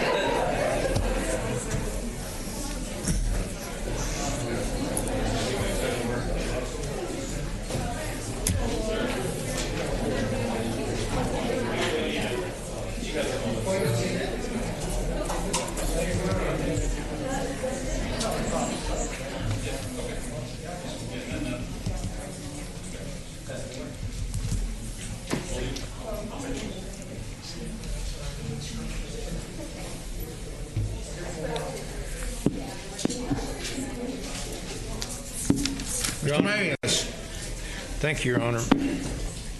Okay, so we've already talked about item number 1. We're going to go ahead and move into item number 2. And Katie, with Guidehouse, are you on the line? Joe? Yes, DK, I am here. Okay, so why don't you go ahead and start your presentation first? Okay, great. Good morning, Judge and Commissioners. This is Katie with Guidehouse. To start off again this week, we're going to start with project status, so that'll be the second slide.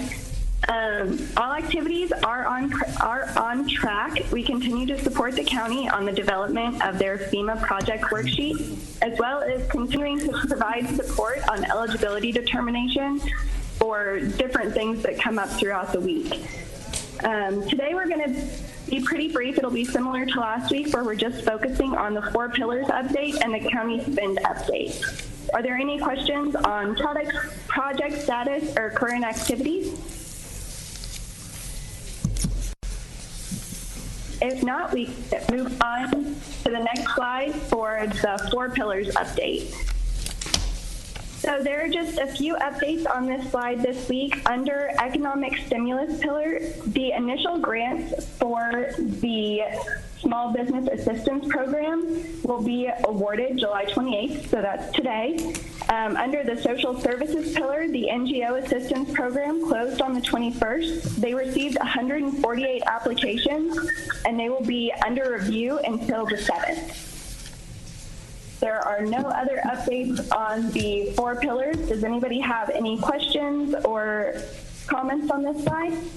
And we will have an update on some of the other elements of the 4 pillars as soon as this presentation is over with. Okay, I will pass it over to Rachel, and she will give the update on the county spend. Thank you, Katie. So here on the county spend slide, it looks pretty similar to last week. We have an overview of grants that have been awarded or are expected to be awarded soon to the county. There are about $227 million in grant funds that have already or will soon be received by the county.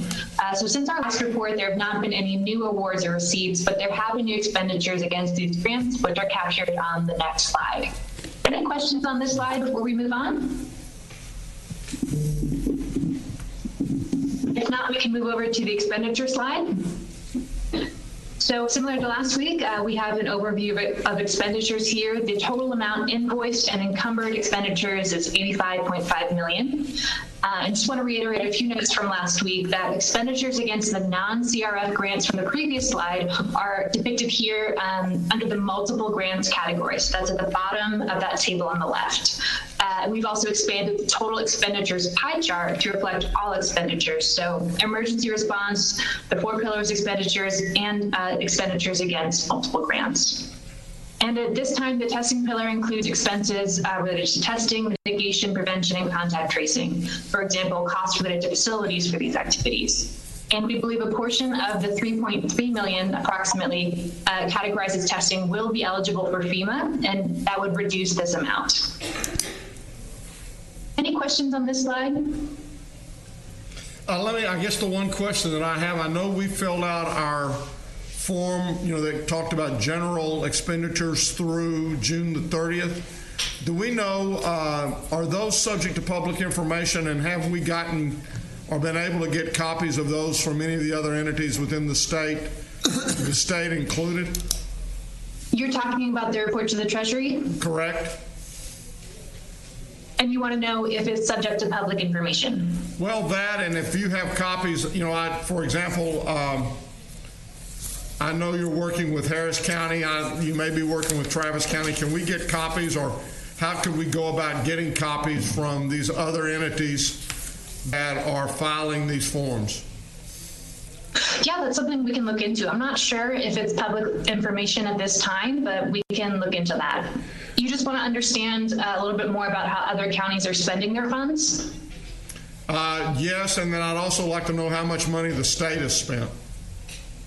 Understood. Okay, yeah, we can look into that and get back to you. Any other questions on this slide? Your Honor, we'll also make contact with the other 5 big counties and see if we can get that information for you.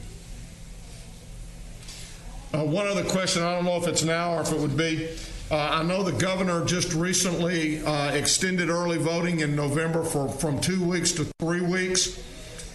In your estimation, is that extra week going to be something that would be covered as a CARES Act expenditure, a valid CARES Act expenditure, since it is extending and therefore will be more of a cost to the county at that point in time? It's possible, and we can double check that, but I know that the county has also received specific funds for elections, and so we'd have to look into what might fall under that category as well. Okay, so yeah, and of course we'd want to use it for those other funds first, but again, that's something that if we use those funds, if we have more than just extended voting, we'd like to make sure that we could use the CARES Act money for that. Okay, yeah, we will verify that. Any other questions on this slide? If not, we can move to the final slide and Katie will wrap up. Okay, so starting with FEMA PA, the pie chart on the upper left-hand corner, there is $16.9 million that we've identified as eligible expenses for FEMA PA. Again, as I noted last week, we're going to update this chart once the project worksheet is completed and submitted to show you guys what's actually been submitted to FEMA. But as of right now, this is just showing the eligible expenses that we've identified out of the emergency response account. On the CRF pie chart, the green one, there's been $62.7 expended. That's primarily the ILA distribution, but also includes the Chambers distribution and any other program distributions that have occurred. And then we've identified an additional $3.8 million of eligible expenses for CRF that are not eligible under FEMA PA. That leaves $115.5 million that are earmarked for the 4 pillars, and then $27.8 million remaining that's currently not allocated to the 4 pillars. And then moving down into multiple grants, the auditor's office has currently tracked $2.2 million of expenses to the multiple grants that we looked at on the grant opportunity slide. That leaves $15.1 million earmarked, and that's just $15.1 million remaining of those multiple grants, since they do have very specific purposes. And then on the right-hand side, you'll see the summary. So as of right now, the county has $252 million of federal funding. Again, that does include the estimate of FEMA PA, which we said was about $25 million that the county could seek reimbursement for. Obviously, that will go up or down based on what the expenditures submitted are. There's $130.6 million of that 252 that's earmarked. That's primarily the 4 pillars, and then your $15.1 million for the other COVID-related grants. 85.5 has been expended, so that's just the total of the eligible expenses in these charts and the expended, which Rachel also talked about on the previous slide, leaving $35.9 million remaining of federal funding for COVID. Are there any questions or comments on this slide? No. I don't have any. Okay, I'll pass it back to GK. Thank you. So let's talk a little bit about the 4 pillars. We've already talked somewhat about the testing. You're going to see as we get to public health that there is going to be a request for you to approve and ratify at least 1 or 2 agreements that we've engaged different companies to help with our testing. We can now go to the Small Business Assistance Program. And Ms. Tidwell, I'll read these numbers. You probably have some more up-to-date numbers, but we provided the court with a document that looks like this that came out last Friday afternoon. And there has been a total of 107 applications which have been approved, and which results in a disbursement of $926,850 and in Small Business Assistance Program grants. Now, one of the things to note is that the speed in which the auditor's office is able to review these grants applications and come to a final conclusion is increasing substantially. We're bringing more people in to do that. I know that Renee has had 3 or 4 already. There were 3 additional new faces that showed up in our office this morning to assist in that also. And so you're going to find that the movement of finalizing those reviews are going to move very rapidly. Ms. Toole, do you have any comments? The good news I'd share is we cut off on Late Friday for the statistics that GK gave you. After that, through yesterday, we had processed 143 applications, which is more than obviously you're approving today, for a total of 1.2 million. So as of yesterday, late Friday a little bit yesterday, and maybe a little bit this morning, but I don't think had any this morning, we really have been able to pick up speed. Our estimate now is that we should be through with the bulk of the applications within 3 weeks, at the rate we're going. Very good. It's very good. I did have one item that I wanted to ask the court for some clarification on now. We have one business that when we contacted them after determining that they were eligible to receive an award, they are closing as of the end of July. And they have rent and other expenses that they could use the money for. Our program did not speak to the business needing to still be open as of the date of the distribution, but perhaps the court would want to think about that and make a decision in case we have any other businesses, but we already have one out of the group that's in the list today, or would have been in the list today, that met all of the criteria, but they are unfortunately not going to be able to stay open and are closing their business at the end of the month. I would think if they met the criteria during the time period that was given, which was March through May, they would be eligible. I agree. I would feel that way also. So I know everybody was wearing the... with that interpretation either. Okay, there it is. Okay, thank you very much. So just for those that like exact numbers and columns, remember that this... I can't imagine who that'd be. That this list takes a snapshot at noon on Friday. So that's why there's some difference. So, which is good because we really need to applaud the auditor's office, and we have members of our staff also that are doing this. They're really working hard on going through these applications, so that's excellent. Some other things that we want to talk about, rental assistance. We're smoothing out that process. As of Friday, we had 130 that were approved. Disbursement could be up to $617,000 depending on if it's a 3-month or a 4-month period that we're paying. We're also seeing that we're bringing additional resources on to community development to expedite those applications also. I think you heard Katie, or a member of Guidehouse, talk a little bit about the NGOs, the non-governmental organizations. Excuse me, GK, go back to rental assistance. Yes, sir. Have we actually started issuing those checks? Yes, sir. They're attached to the claims addendum today, the checks that are being processed. So yes, we're issuing our checks. Thank you. So the NGOs, we received 148 applications and for a total request of $15.6 million. Now, that was the bulk. And we've gone through some of these to make sure that they qualify. Remember when we talked about the NGOs, we talked about the fact that if they served mainly the city of Fort Worth, we're working in conjunction with the city that the city would take responsibility for funding those. If they were outside of Fort Worth, that Tarrant County would be 100% responsible. And if there was a combination of both Fort Worth and Tarrant County, it would be a shared responsibility.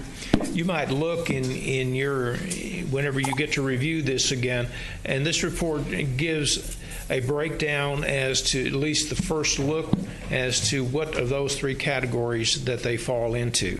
So our numbers are not going to be $15.6 million in expenditures of county funds. It's going to be somewhat less. We don't have the exact number, but we're going through that process. And I believe that we're going to go ahead and keep reviewing this and hope that we have answers to this by the 7th of August. And then finally, the governmental assistance program. We're going to have an action item today in just a few minutes. And Commissioner Johnson, this is going to be something where we picked up that last city, which is in your precinct. And once we take action on that, we'll have distributed 100% of the local partner assistance to all the municipalities. Good. And that city is the city of Reno. Yeah. So that is all the information that I have on this particular item. I will say, though, that there is an action item that is attached to this, but I would like to take that up after we get through public health, because one is a contract with a particular firm, and I want to have that approved by the court before we do the business associate agreement on that. So we'll take action on that first, and then we'll come back to this particular item.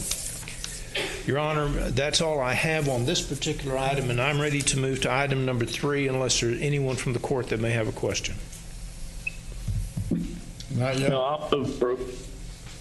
Do we have anything to vote on right now? Not. We're going to come back to this one, though. Okay, so we'll come back to that, and there's no vote at this time.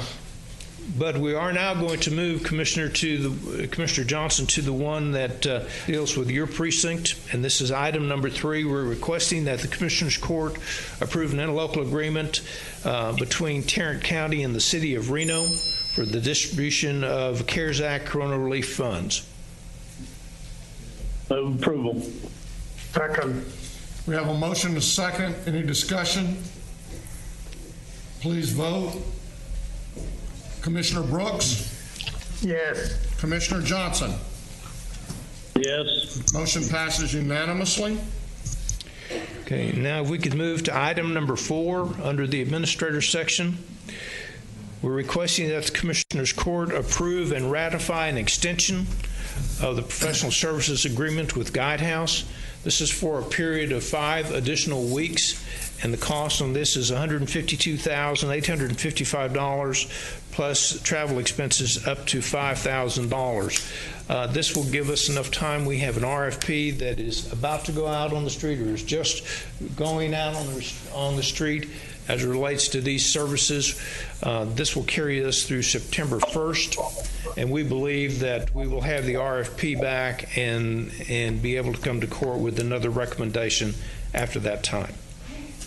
Move approval.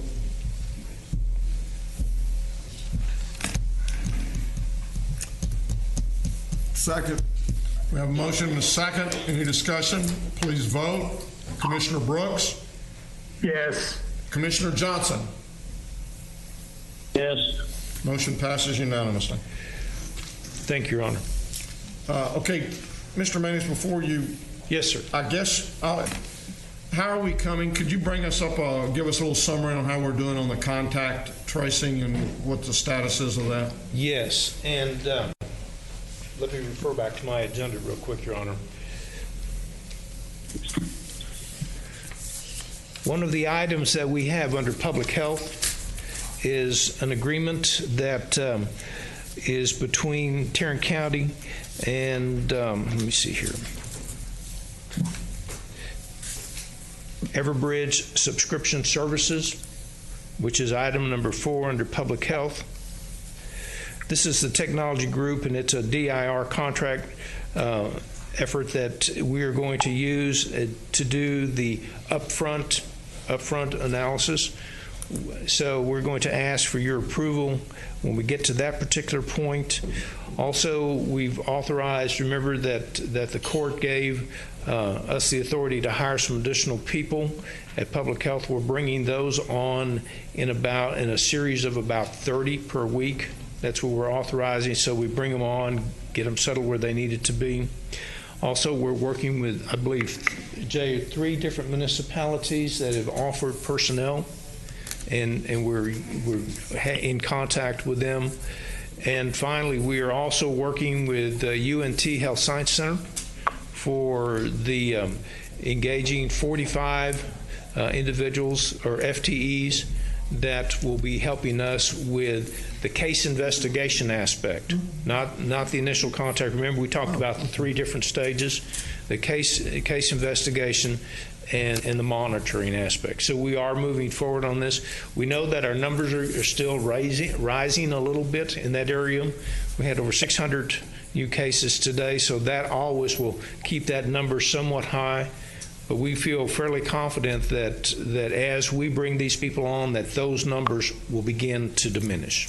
What cities specifically right now are we working with? North Richland Hills, I think. Watauga, and I forget the third one.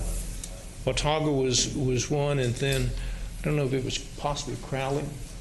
There was one other city. We'll just need to, but we're working with them, and as you know, while it's not on this particular aspect, we also have an agreement with the City of Arlington to help us with different aspects of our 4 pillars. City of Southlake also kind of mentioned that they might be interested in something along that lines. Judge, let me check to see if that may be that. I just simply don't remember right now. And that's fine. I just want us to reach out to them because I think we can help them. If at all possible, and then also even if it's through the temp agency that you were talking about, maybe also some of the folks at the greater YMCA throughout Tarrant County, they had a number of folks who I think would fit into the equation as far as the caliber of people that we're looking at to do this. And that's the critical point. Would you just raise the caliber of the skill sets of those individuals have to match. So I do understand that. Okay, thank you, Mr. Manion. Thank you, Ms. Glenn. You looked like you were coming up a few minutes ago. I'm supposing you were next. Move to receive and file the personnel agenda. Second. We have a motion to second to receive and file the personnel agenda. Any discussion? Please vote. Commissioner Brooks? Yes. Commissioner Johnson? Yes. Motion passes unanimously. Thank you. We have 2 additional items for the court today. The second item, we're asking the court to approve an extension of project employment for the district clerk's office. Specifically, the request is to extend employment for 1 year through August the 6th of 2021. The incumbent of this position is involved in the scanning project and has been for the past couple of years. The court has asked us to monitor these requests, and we've done that. Specifically, this incumbent is interested in full-time employment. However, she is still attempting to meet the minimum requirements for the position, and the department is assisting her in that regard. So again, we are monitoring these. If approved, the fiscal impact of this request will be to the general fund and be no impact to the general fund, pardon me, as this position is funded by the district court record technology funds.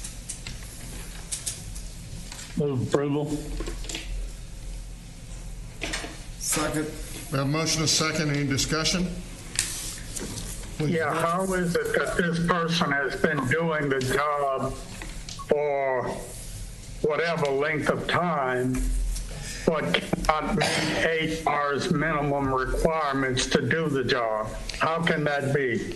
So the position that this individual is in currently, Commissioner Brooks, again, she's been on the scanning project. The positions that, or position, I'm not sure if it's one or more, that she's applying for would be one of the clerk positions. So it's an entirely different position. There is a typing requirement, and it's my understanding that that's been the challenge for this incumbent at this point. But she's working towards passing the typing test, and so it's my impression that as soon as she's able to do that and there is a vacancy, then she would qualify for the position, or at least qualified to be placed on the list. The job that she will be doing will not be typing. It will involve some typing, yes, sir. So there is a typing requirement for the job that she's doing currently, but the job that she is working towards being able to meet the eligibility requirements for. We're working on it. They're working on it. She's working on it. Any other discussion? Please vote. Commissioner Brooks? Yes. Commissioner Johnson. Yes. Motion passes unanimously. Thank you. Our third and final item, we're asking the court to approve an out-of-class pay extension for the county clerk's office. Ms. Nicholson is requesting an extension through October, the end of October. Again, she's in the process of working to fill this position. This is a situation where she had an employee or has an employee who's performing the duties at a higher pay grade, thus the request for out-of-class pay. We are looking at an impact to the general fund of around $680, and that does include fringe benefits. Move approval. Second. Motion is second. Any discussion? Please vote. Commissioner Brooks? Yes. Commissioner Johnson?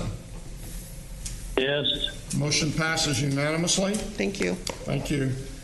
Before we move to the next item, I did want to comment. We received a notification of an AG's opinion that came down. Our attorneys have looked at it.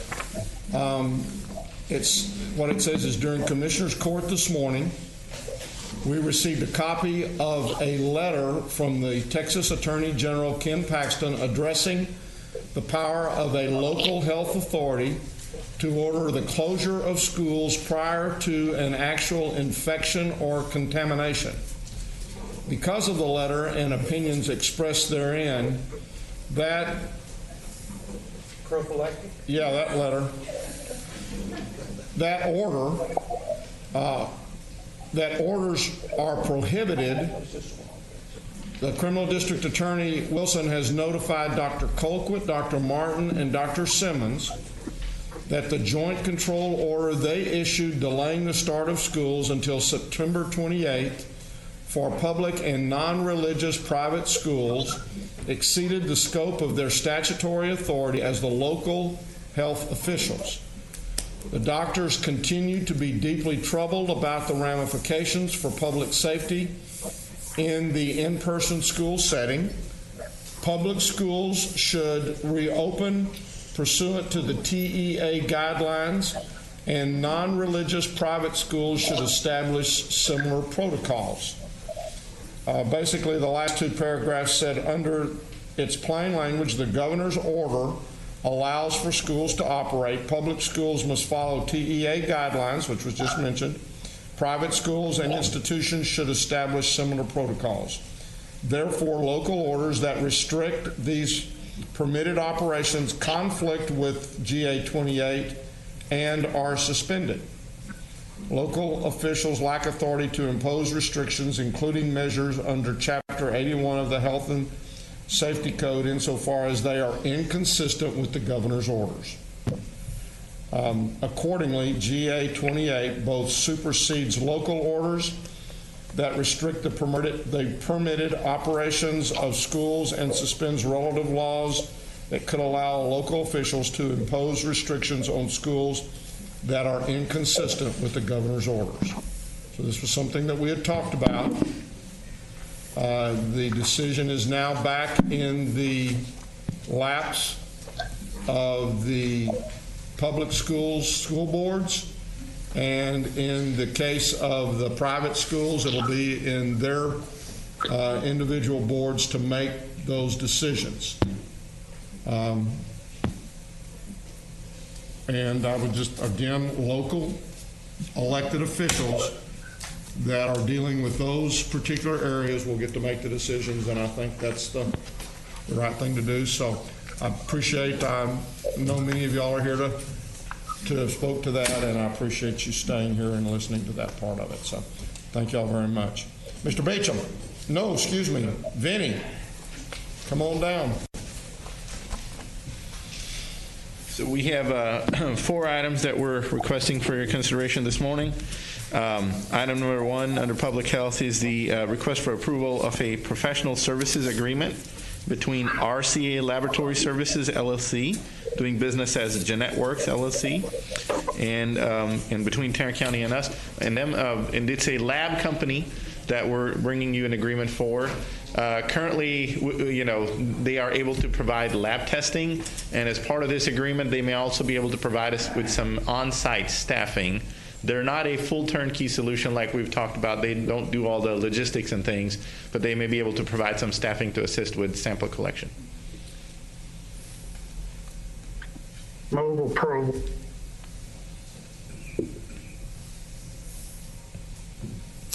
Second. We have a motion and a second. Your Honor, as part of that motion, to make sure that we get it in the minutes, that because this is split funding, that part of it is the CARES Act funding and part of it is a different revenue source. What we're going to ask that you place in the order itself that the initial $680,309, which are part of the CARES Act funding, those funds shall be expended prior to 12/30/20 unless authorized by the Treasury Department to extend past that point. I'm sure that's what. I accept that as a part of the motion. And I make my second. Okay, please vote. Commissioner Brooks? Yes. Commissioner Johnson? Yes. Motion passes unanimously. Thank you. Second item is that we're requesting approval and ratification of a COVID-19 testing services agreement between Vault Medical Services and Tarrant County on behalf of Tarrant County Public Health. These are the saliva testing folks that we've talked about, and they currently are providing, again, just testing operations because in the current locations, Fort Worth has the site operations with their staff. But in their proposal, they have other options available, and we're working with them to see if there's any turnkey solution option available. But at this point, at least they can provide staff. It's a different pricing tier. Same kind of a concept that we have a testing provider available on contract. Move approval. Second.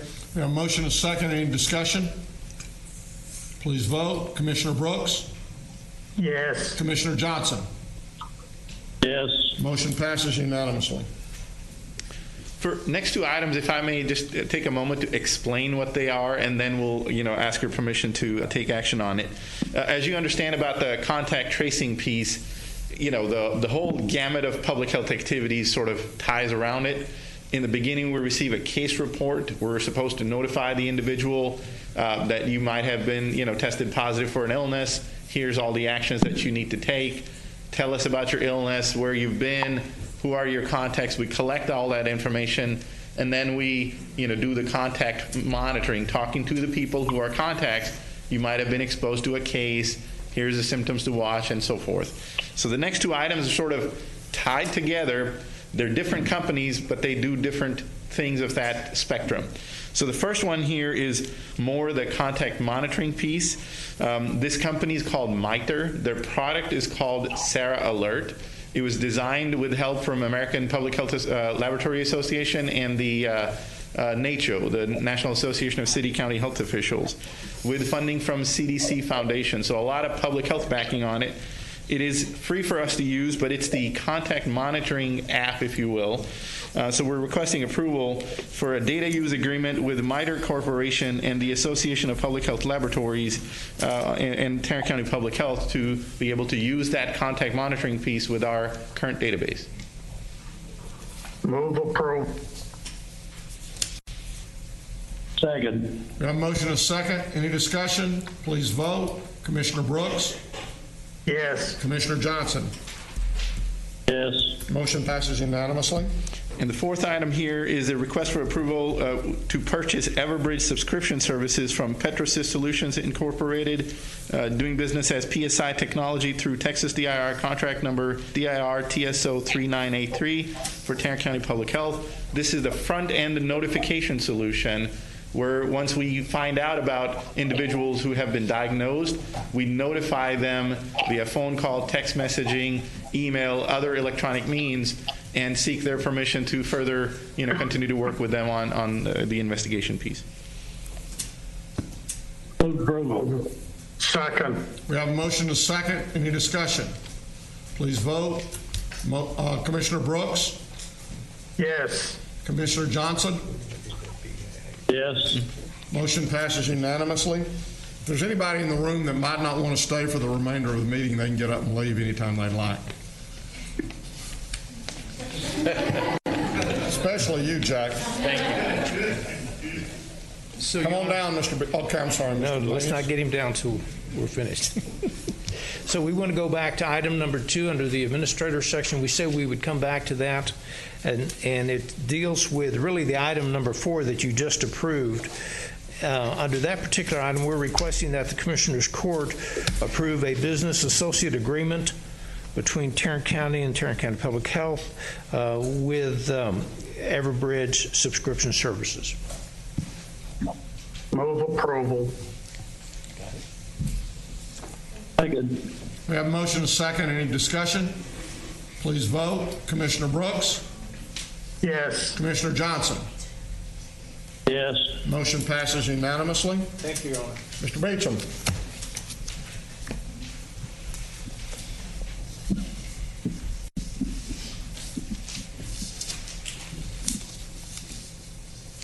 Good afternoon.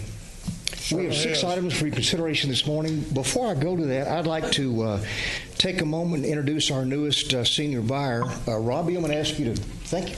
Don't know if these guys can see you or not from a distance, but Robbie started with us yesterday morning. He comes to us with 20 years of public purchasing experience, working the last 20 years with the Dallas Area Rapid Transit Authority. The good news is he is a UTA graduate. The other news is he lives on the other side of the Trinity River. We'll try to help him work through that. Thank you. Well, we're doing all right there till the end. Welcome, Rob. We have 6 items for your consideration again this morning. First item is a bid award recommendation for bid 2021-23. This is our annual contract for heavy-duty equipment, truck parts, and supplies. Recommendation be to work on a discount from catalog and list price, awarding to the primary, secondary, and alternate vendors meeting all specifications as shown in court communique. Move for approval. We've got a motion and a second. You just figure out which is which. Any discussion? Please vote. Commissioner Brooks? Yes. Commissioner Johnson? Yes. Motion passes unanimously. Item number 2 is also a bid award recommendation for bid 2021-39. This is our annual contract for equipment rental. Recommendation be to award on per unit price basis and discount from list price, awarding to the primary, secondary, and alternate vendors meeting all specifications as shown in court communique. Move approval. Second. We have a motion and a second. Any discussion? Please vote. Commissioner Brooks? Yes. Commissioner Johnson? Yes. Motion passes unanimously. Item number 3 is another bid award recommendation for bid 2021-71. This is our new contract for truck and bus repairs. Recommendation be to award on per enterprise basis and percentage discount from list price, awarding to the 3 primary vendors as shown in the court communique. Move approval. You heard them. Second. We've got a motion and a second. Any discussion? Please vote. Commissioner Brooks? Yes. Commissioner Johnson? Yes. Motion passes unanimously. Item number 4 is an item in regards to RFQ 2020-136. This is our annual contract for residential and land real estate brokerage services for different Tarrant County projects. We are seeking approval to conduct negotiations on the rankings as needed when necessary, 1 through 6. Move approval. Second. We have a motion and a second. Any discussion? Please vote. Commissioner Brooks? Yes. Commissioner Johnson? Yes. Motion passes unanimously. Item number 5, item in regards to bid 2021-20. This is a bid for the general contractor for the criminal justice building elevator replacement project. We received 1 proposal. They did not sign the addendum. We would recommend rejection and seek to rebid with revised specifications. Move approval. Second. We have a motion and a second. Forgot to sign the thing? Yes, sir. It gets better. Please vote. Yes. Commissioner Brooks? Yes. Commissioner Johnson? Yes. Motion passes unanimously. Item number 6, item in regards to bid 2021-61, annual contract for Category A infectious substance courier services with Public Health Department. You really can't make this stuff up. We received one proposal. They did not complete the pricing section, so we'd like to reject it and try it again. Move approval. Second. So we went out for a bid and they didn't bother to finish They the didn't process? finish the complete pricing section, no, sir. Please vote. Commissioner Brooks? Yes. Commissioner Johnson? Yes. Motion passes unanimously. Thank you, Jack. Thank you. Are there any appointments today? There being none, then you have before you the claims, including the addendum. Move approval of the claims, including the addendum. Second. A motion and a second. Motion. Any discussion? Please vote. Commissioner Brooks? Yes. Commissioner Johnson? Motion passes unanimously. Any additional briefing items, Mr. Manius?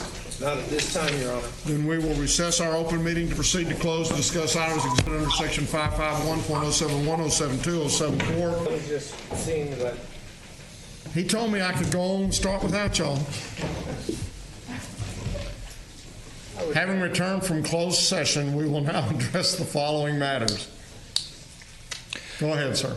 Judge, on Roman numeral 7, item C, Roman numeral 7, item D1, approval to submit proof of claim regarding case number 1:13-MD-02472. We would ask the court to authorize the county judge to sign Tarrant County's proof of claim in the class action lawsuit involving Loestrin and similar drugs.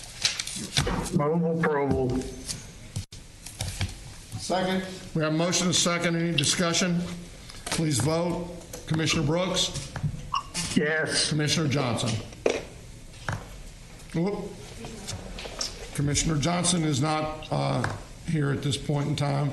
Motion passes 3 to whatever. 3 to nothing.